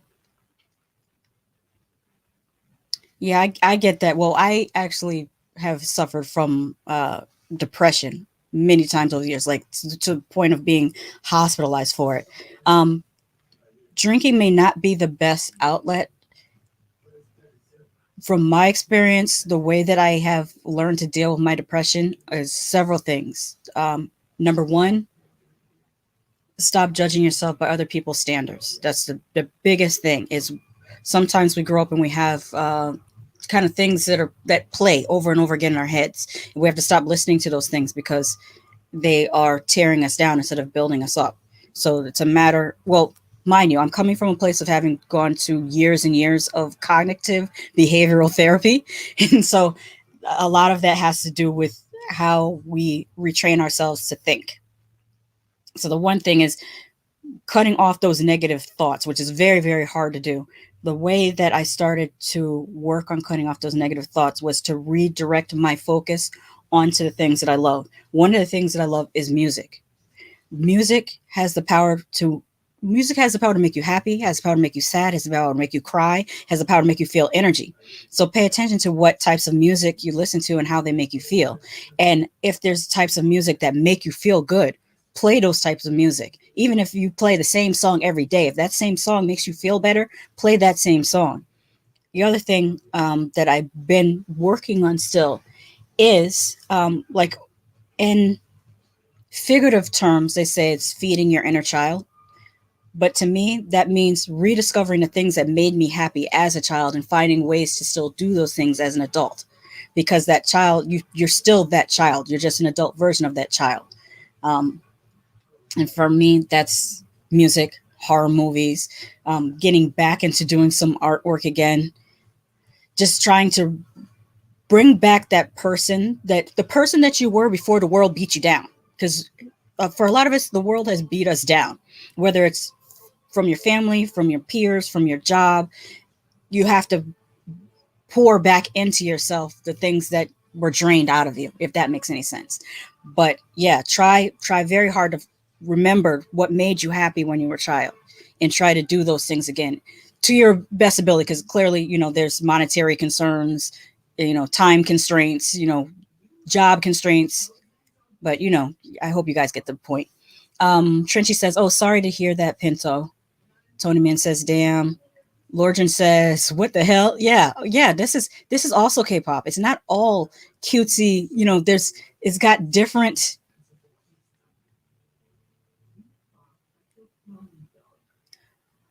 Did I come back up yet? YouTube is messing with me.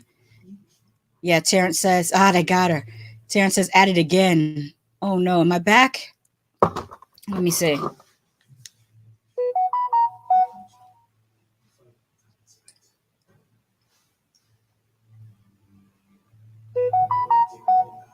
God, so many messages. Stop.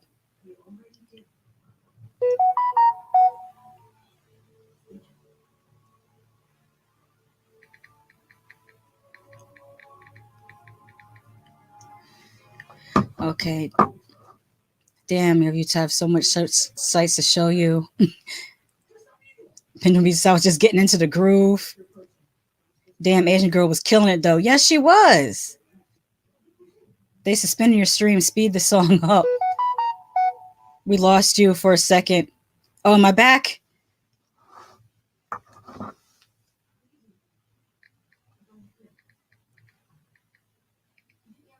Okay, good. Okay, so yeah, so I don't know who Hoyland assigned to, but they're not trying to play with me today. They said no. It was gonna go, but yeah, y'all can find this video again. Hoyland, you'll like her. Dang, I wanted to show you my favorite. You know what? I'll post it on on the well, I could play it. Yeah, it's gonna suck played sped up though. Bump it. I'll do it. I'll play it with a different speed because my favorite choreography is this group, and they're not even known for their dancing.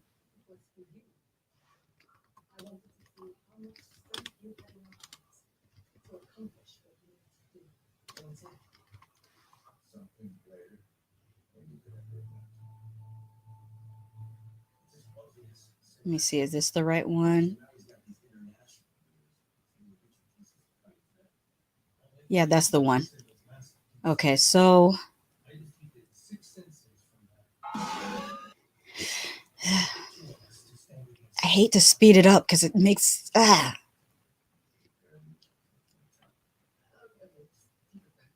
If it dings me again, then this will be the last music I play on here, but it's really such a good song.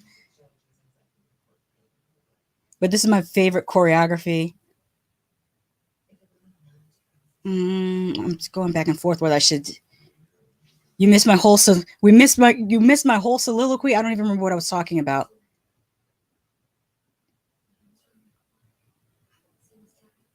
Okay, what was the last thing you guys heard me say? Because I said a whole soliloquy. I was talking to Pinto Beans.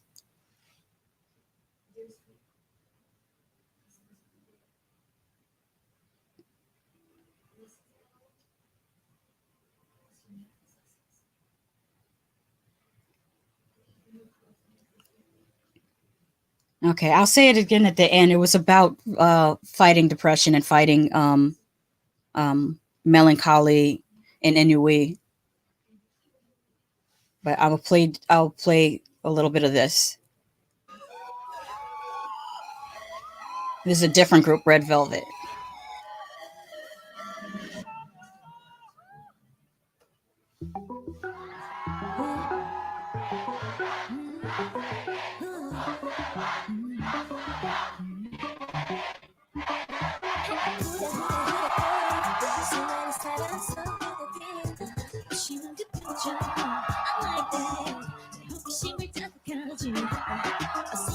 I hate it in that speed. I'm sorry, I hate the song in that speed. I'm gonna play just a snippet of it in a regular speed because it's I hate that.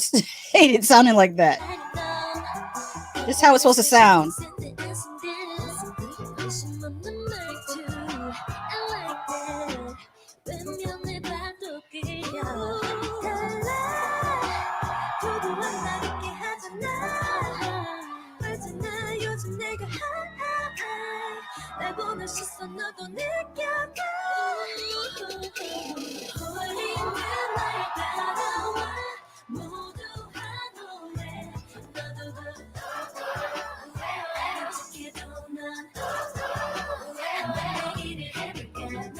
Okay, that's it, because I'm not tempting fate again. Tony Man says, when we came back, you were talking about feeding your inner child. Yes, I was talking to Pinto Beans about, because he said that, or they said, I'm not sure your age, Pinto, I mean, your, what do you call it? How you identify your gender identity. So I'm going to say they. Pinto Beans was saying that they felt ennui, and that's why they drink whiskey. And I was saying that I don't think that that's necessarily the best way to treat it. Like, that's a temporary solution. I think the best way, because I was talking about my own experiences with depression for years, going through behavioral and cognitive therapy and learning how to deal with that depression to try to keep it from creeping back up to me. And one of the things I talked about was feeding your inner child, because before this world beats you down, we all start out as kind of happy children. We all start as happy children. We know what we love. We know what we want to be. And then the world beats you down. And I was also talking about how listening to music can be helpful, especially if you find music that you love, and also paying attention to how music makes you feel. Because if you're listening to, oh,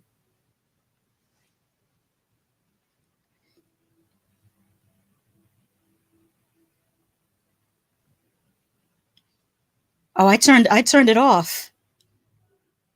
Am I back up? Okay, Curly Girl says, what the F happened? Foamy Collector said, I had to stop listening to Red Velvet because Wendy was swiveling her neck from side to side. What does that mean? What does that mean? I don't know what that means. They got me again.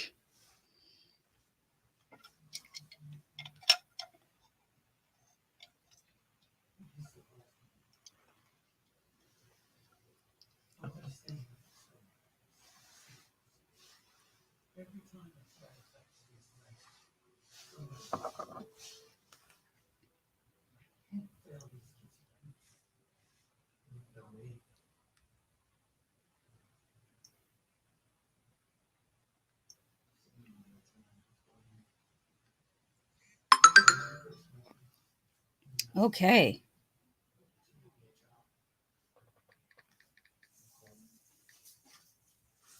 Sorry about that. They're not playing with me. They not let me play. So no more music today. I tried. Curly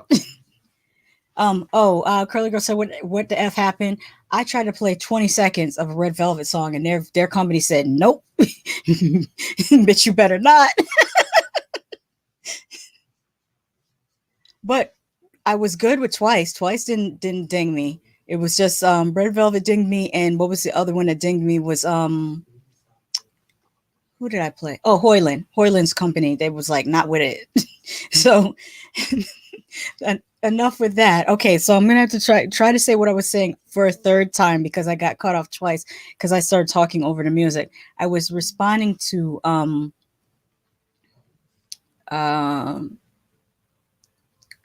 Jackass Whiskey and Pinto Beans was saying that they drink whiskey because they feel a little bit of ennui, and I had started speaking from the position of having suffered from depression for many years, going to cognitive and behavioral therapy, as well as being on various medications for years. I mean, I could list them all, but you don't want to hear that part. The part I wanted to talk about was the things that you have to retrain your brain to do in order to combat depression, because the medicine is only a temporary solution. Even therapy can be a temporary solution. You have to work towards a permanent solution, which is retraining your mind.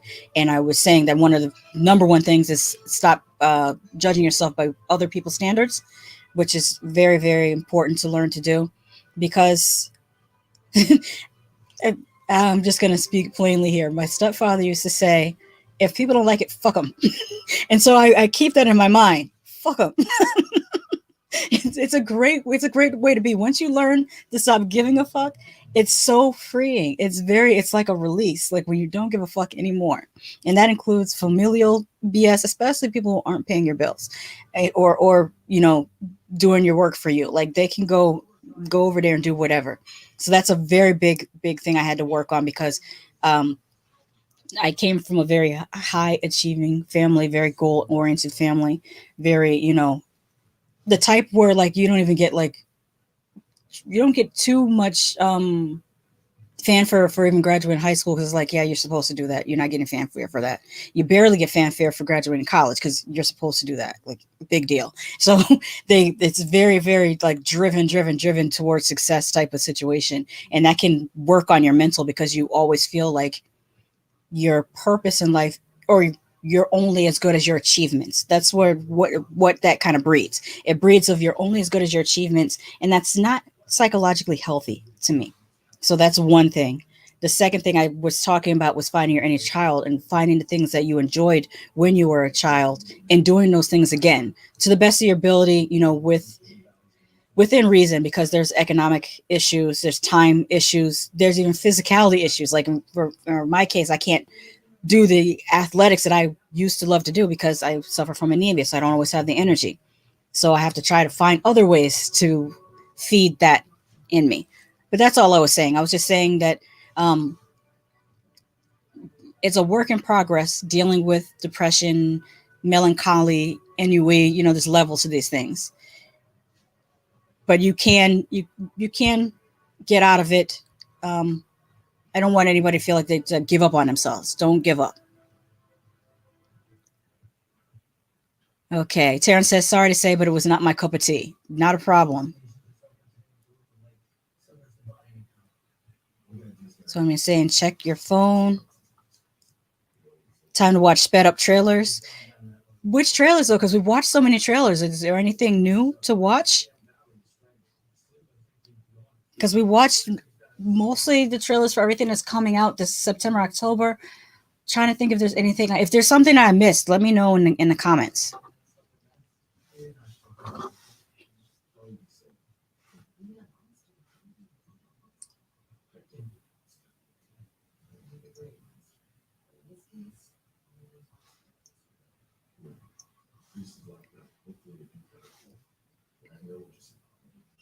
Tommy says, what people think of you is none of your business. Let that sink in. Very true. Terrence says, is there not a Halloween TV spot? Well, let me see. Let me see if there's a Halloween TV spot.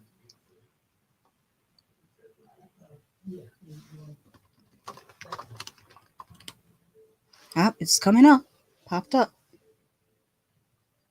1 day ago.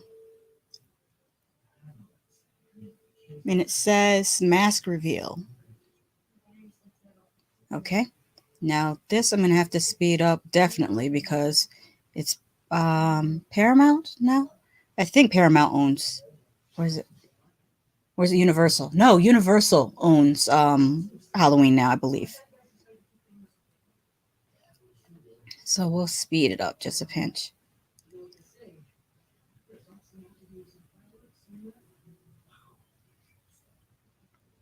And thank you for Tony Man and Terrence. Thank you for redirecting because I wasn't sure what to do after the whole music thing. Let's see. Oh, wait. We're going to have a good time tonight.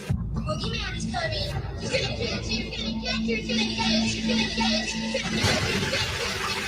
You're gonna get it. Please help me. It's time to put the boogeyman to bed.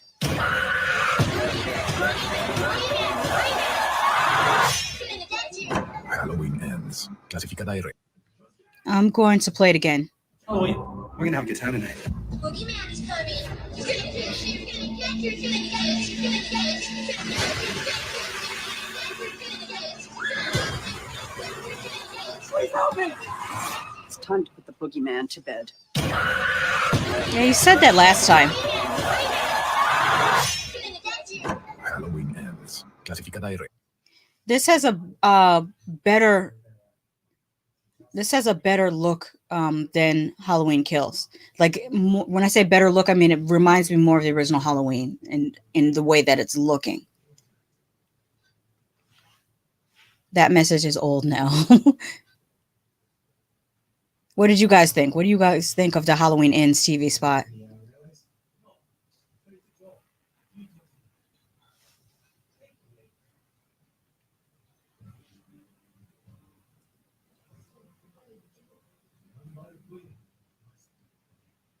How are people seeing Barbarian already? Wait, did that come out in the theaters? Did Barbarian come out already? Let me look on here.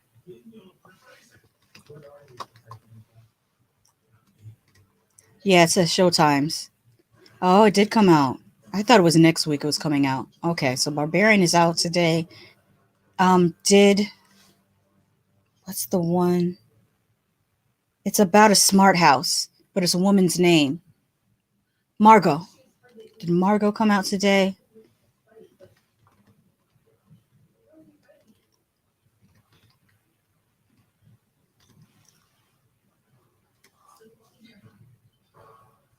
Okay, Margot.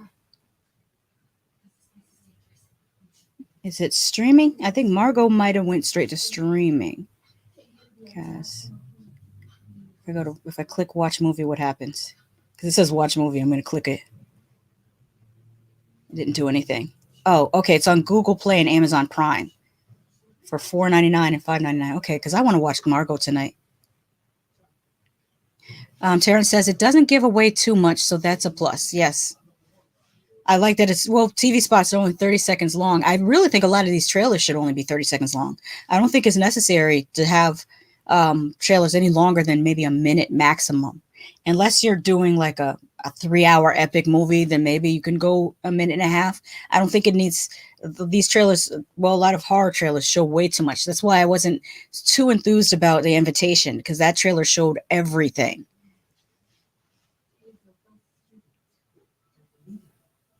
Yeah, but I think I'm going to try to watch. Is Smiles at the movie theater too, huh? What about Pray for the Devil? Have we seen the trailer for Pray for the Devil? Let's look at that one.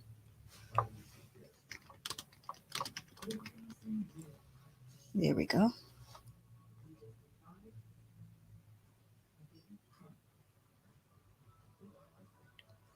Let me see the length of this.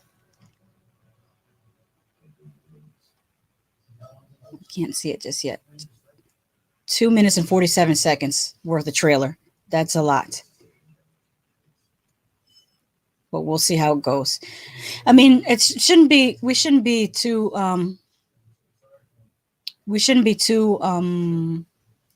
surprised by what we see in Pray for the Devil, because it sounds like it's going to be a possession film, and those kind of go, similarly. I'm going to come back to the questions in the thread for just a second. Let me play the trailer first. Let's descend into the mouth of hell, shall we? Wait, let me make sure the speed is... Yeah, it's sped up. Okay.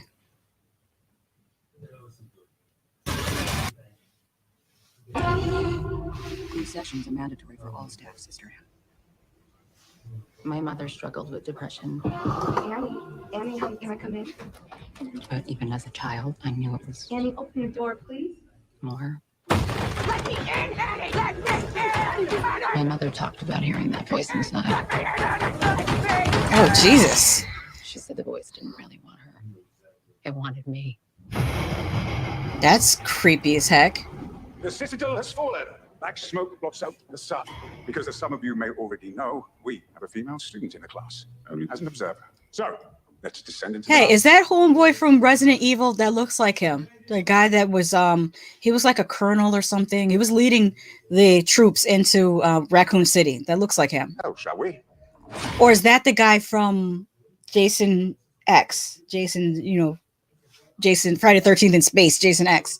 They're two different actors, but they look similar.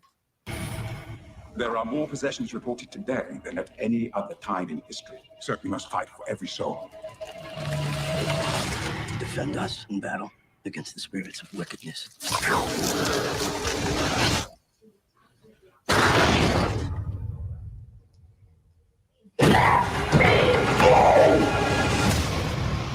I believe the demon that is tormenting Natalie and the demon that possessed my mother are one and the same.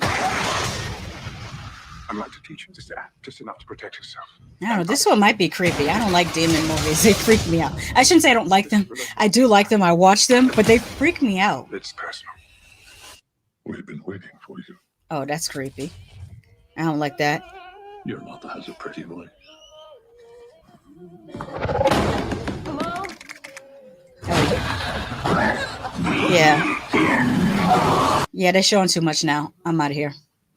You're showing too much. Don't show that much. It was creepy enough.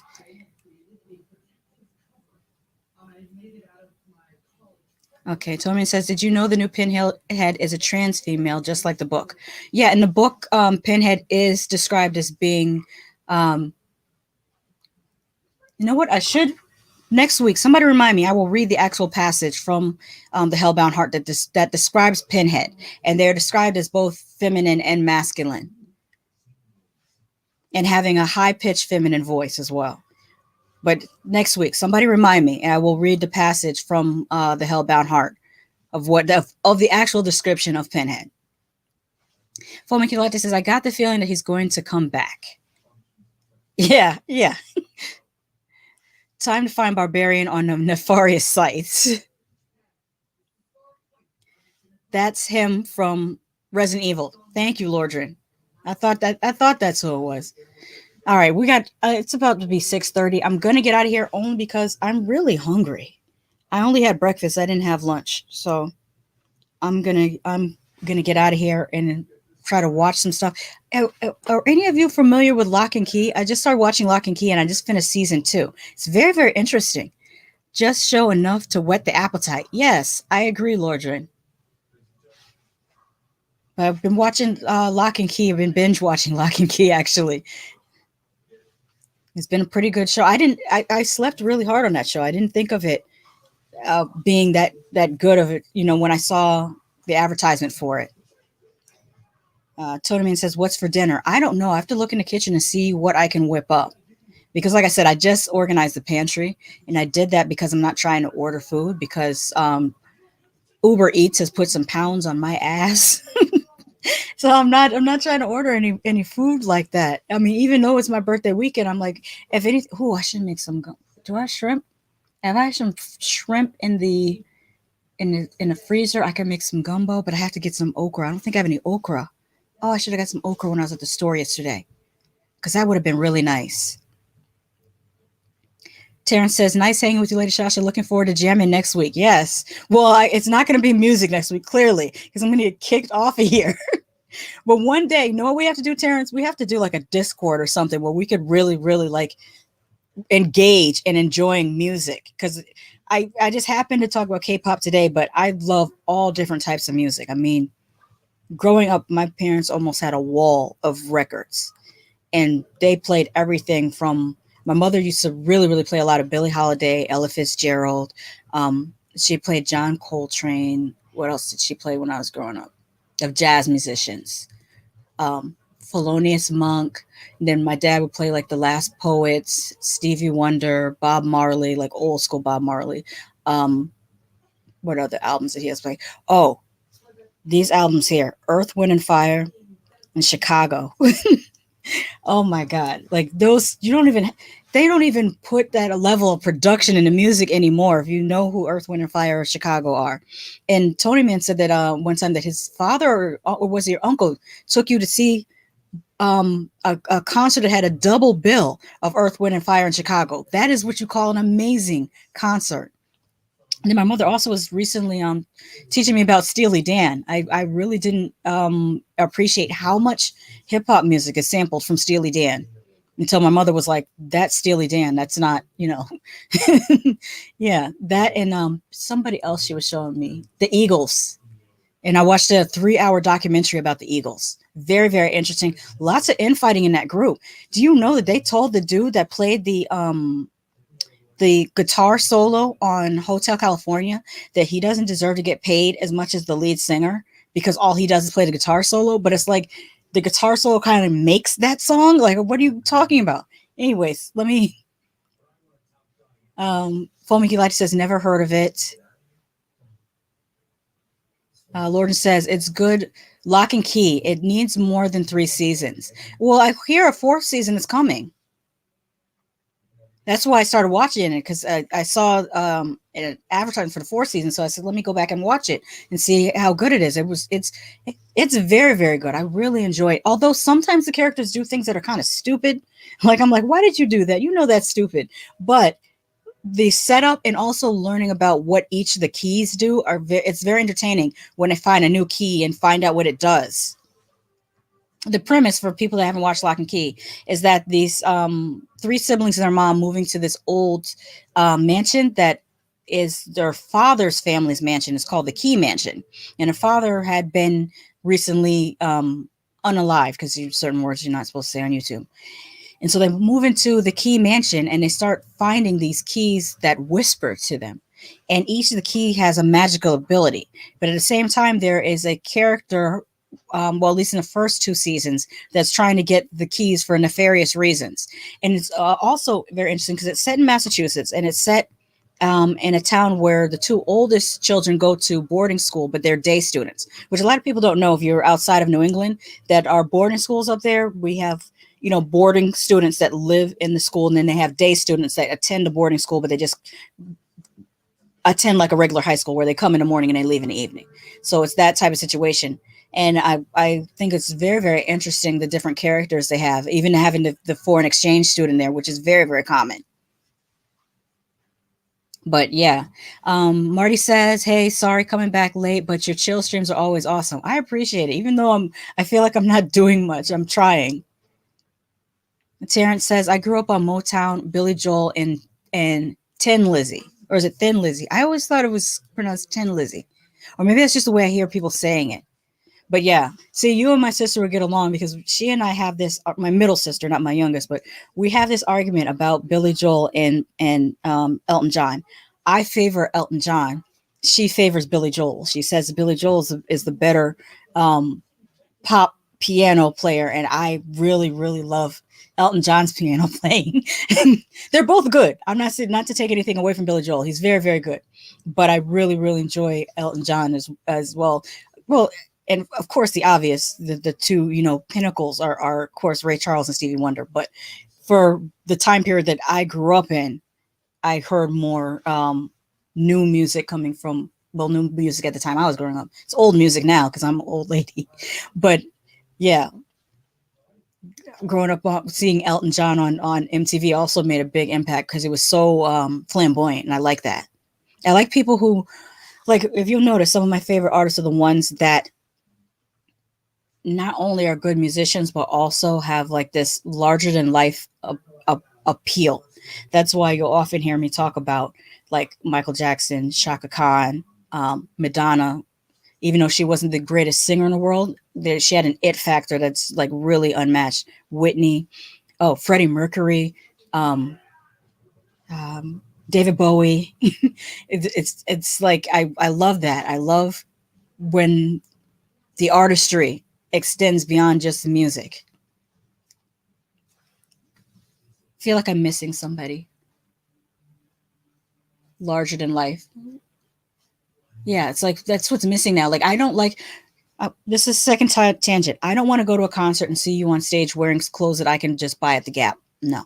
If I see you in concert, I want you to have on some stuff that I've never seen before, that I don't even know where you got it, that's made for you. That's what I want to see.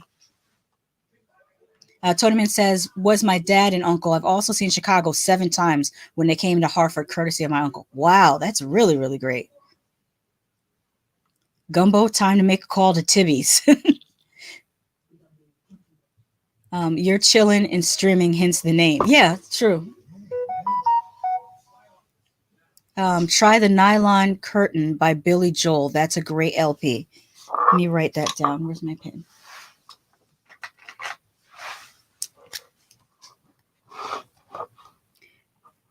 The Nylon Curtain.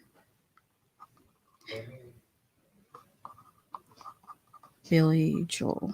The first Billy Joel song I ever heard, I remember I was in a car with my mother and she had to tell me who it was, and it was The Piano Man.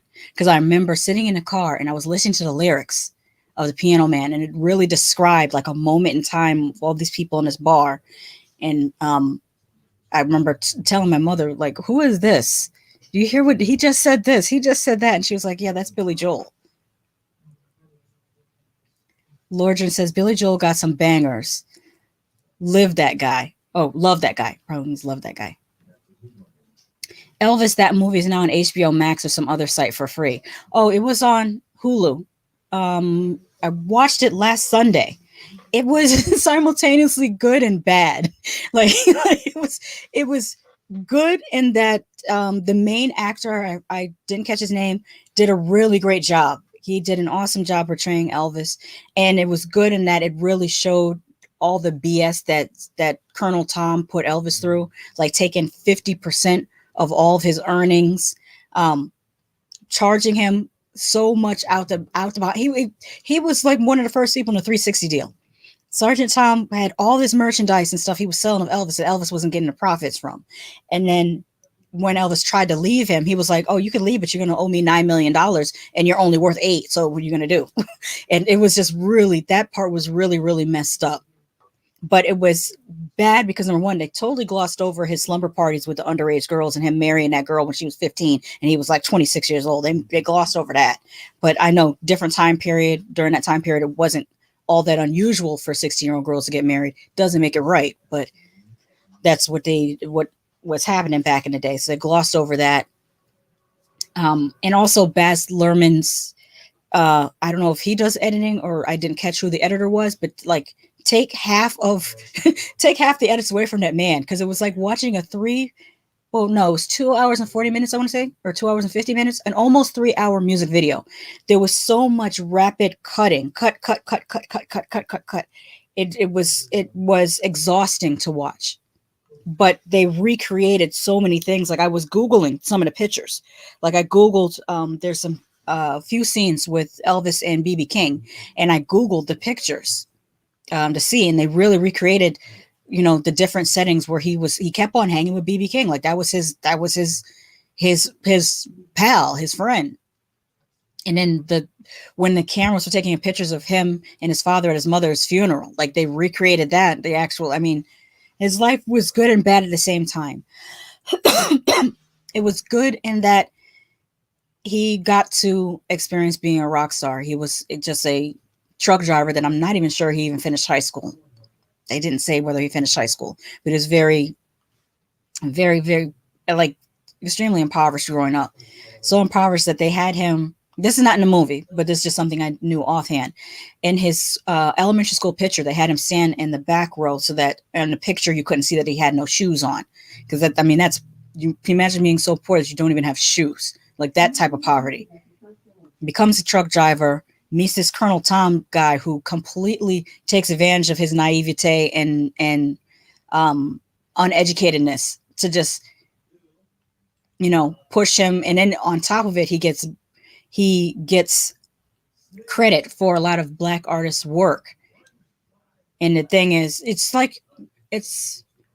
complex because on the one hand, it's messed up that he got more credit than the Black artists that he was inspired by and actually played music with got.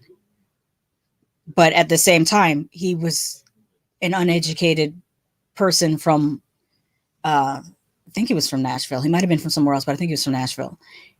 It's like really, really complex. It's one of those blame the system, not the person. That's how it left me feeling. Blame the system, not the person type of things. But anyways, last thing, the reason why he never toured internationally is that Colonel Tom dude was an illegal alien that didn't have a passport. So that's why Elvis never toured internationally. That guy kept him from touring internationally. So he would have been worth a lot more, even though Colonel Tom was taking most of his money. He still would have been worth a lot more than what he was worth. But he was like one of the first, he's like the earliest unsung.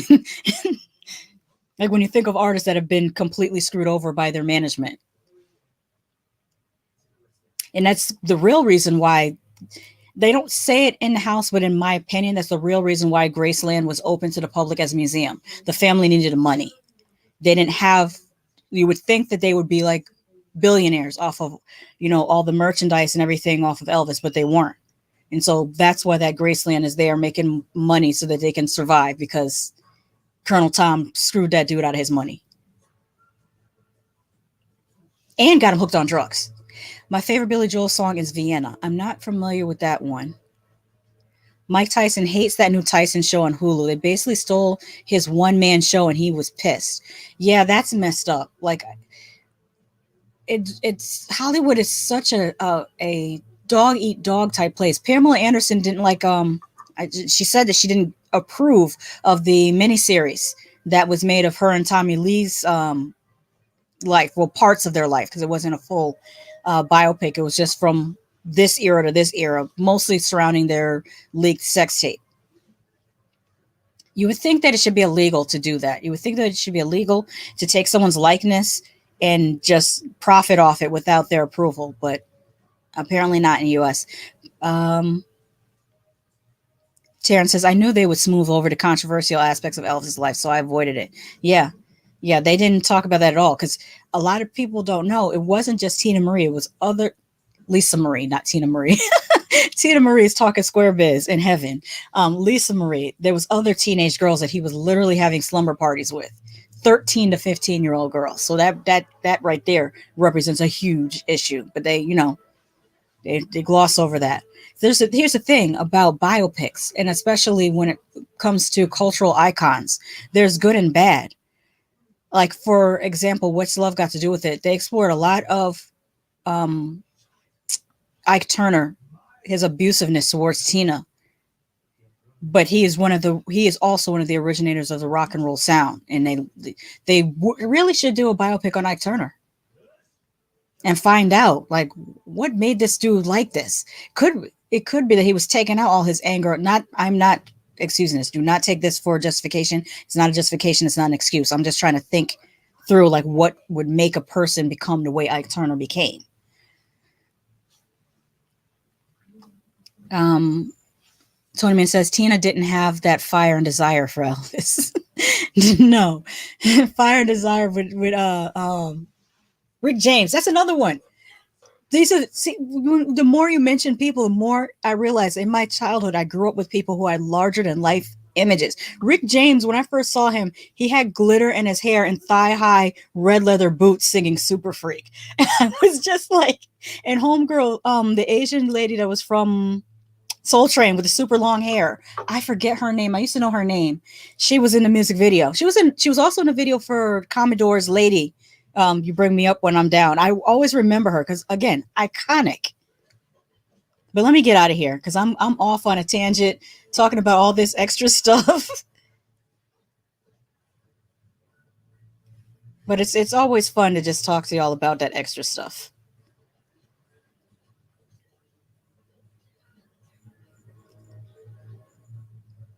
Let me go back this way.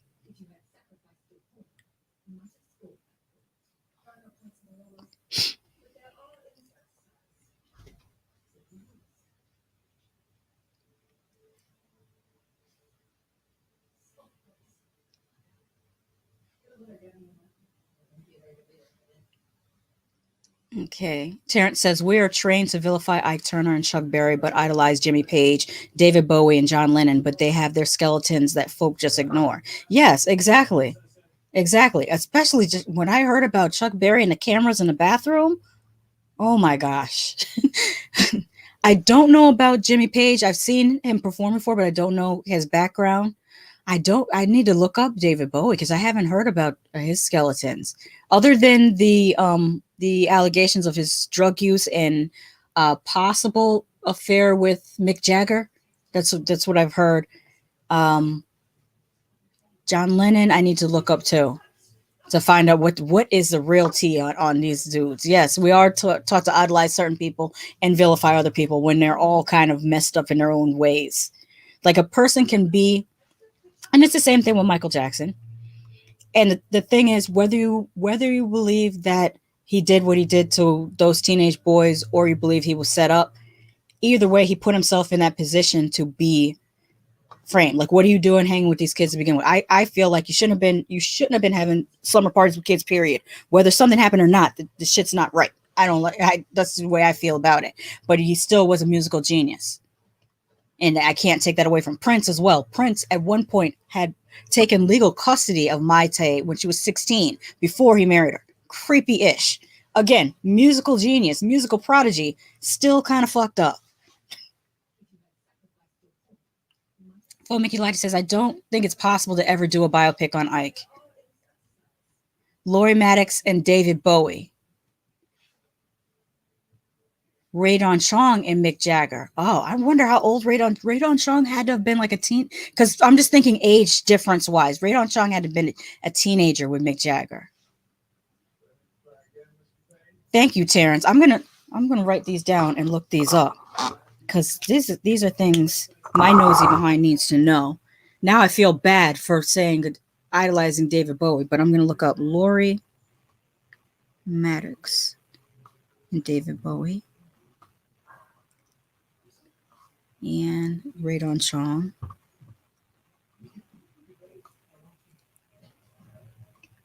And Mick Jagger.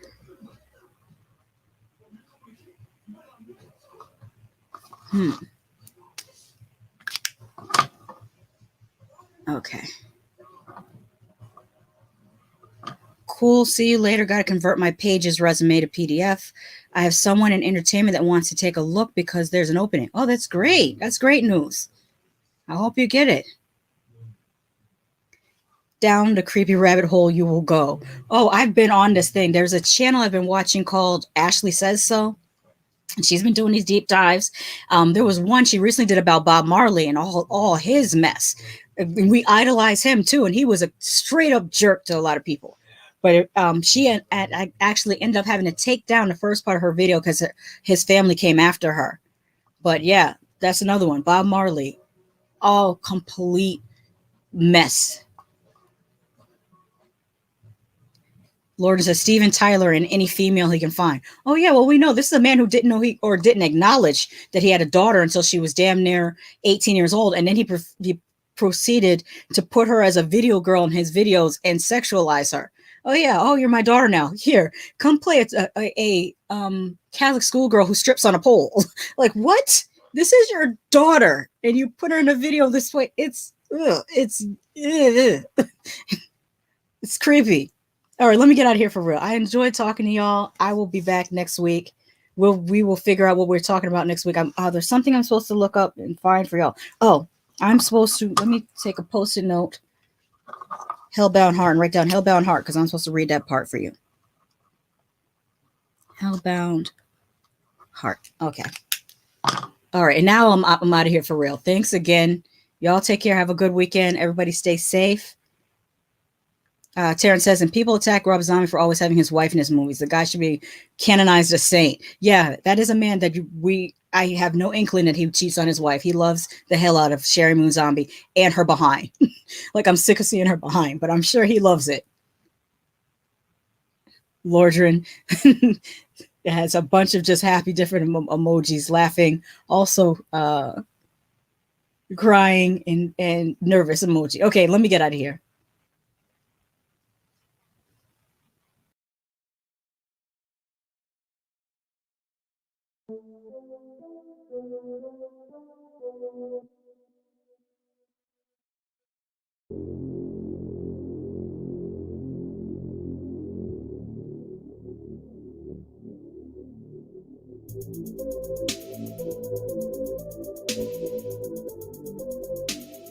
Hey, hey, hey, hey, hey, hey, hey, hey.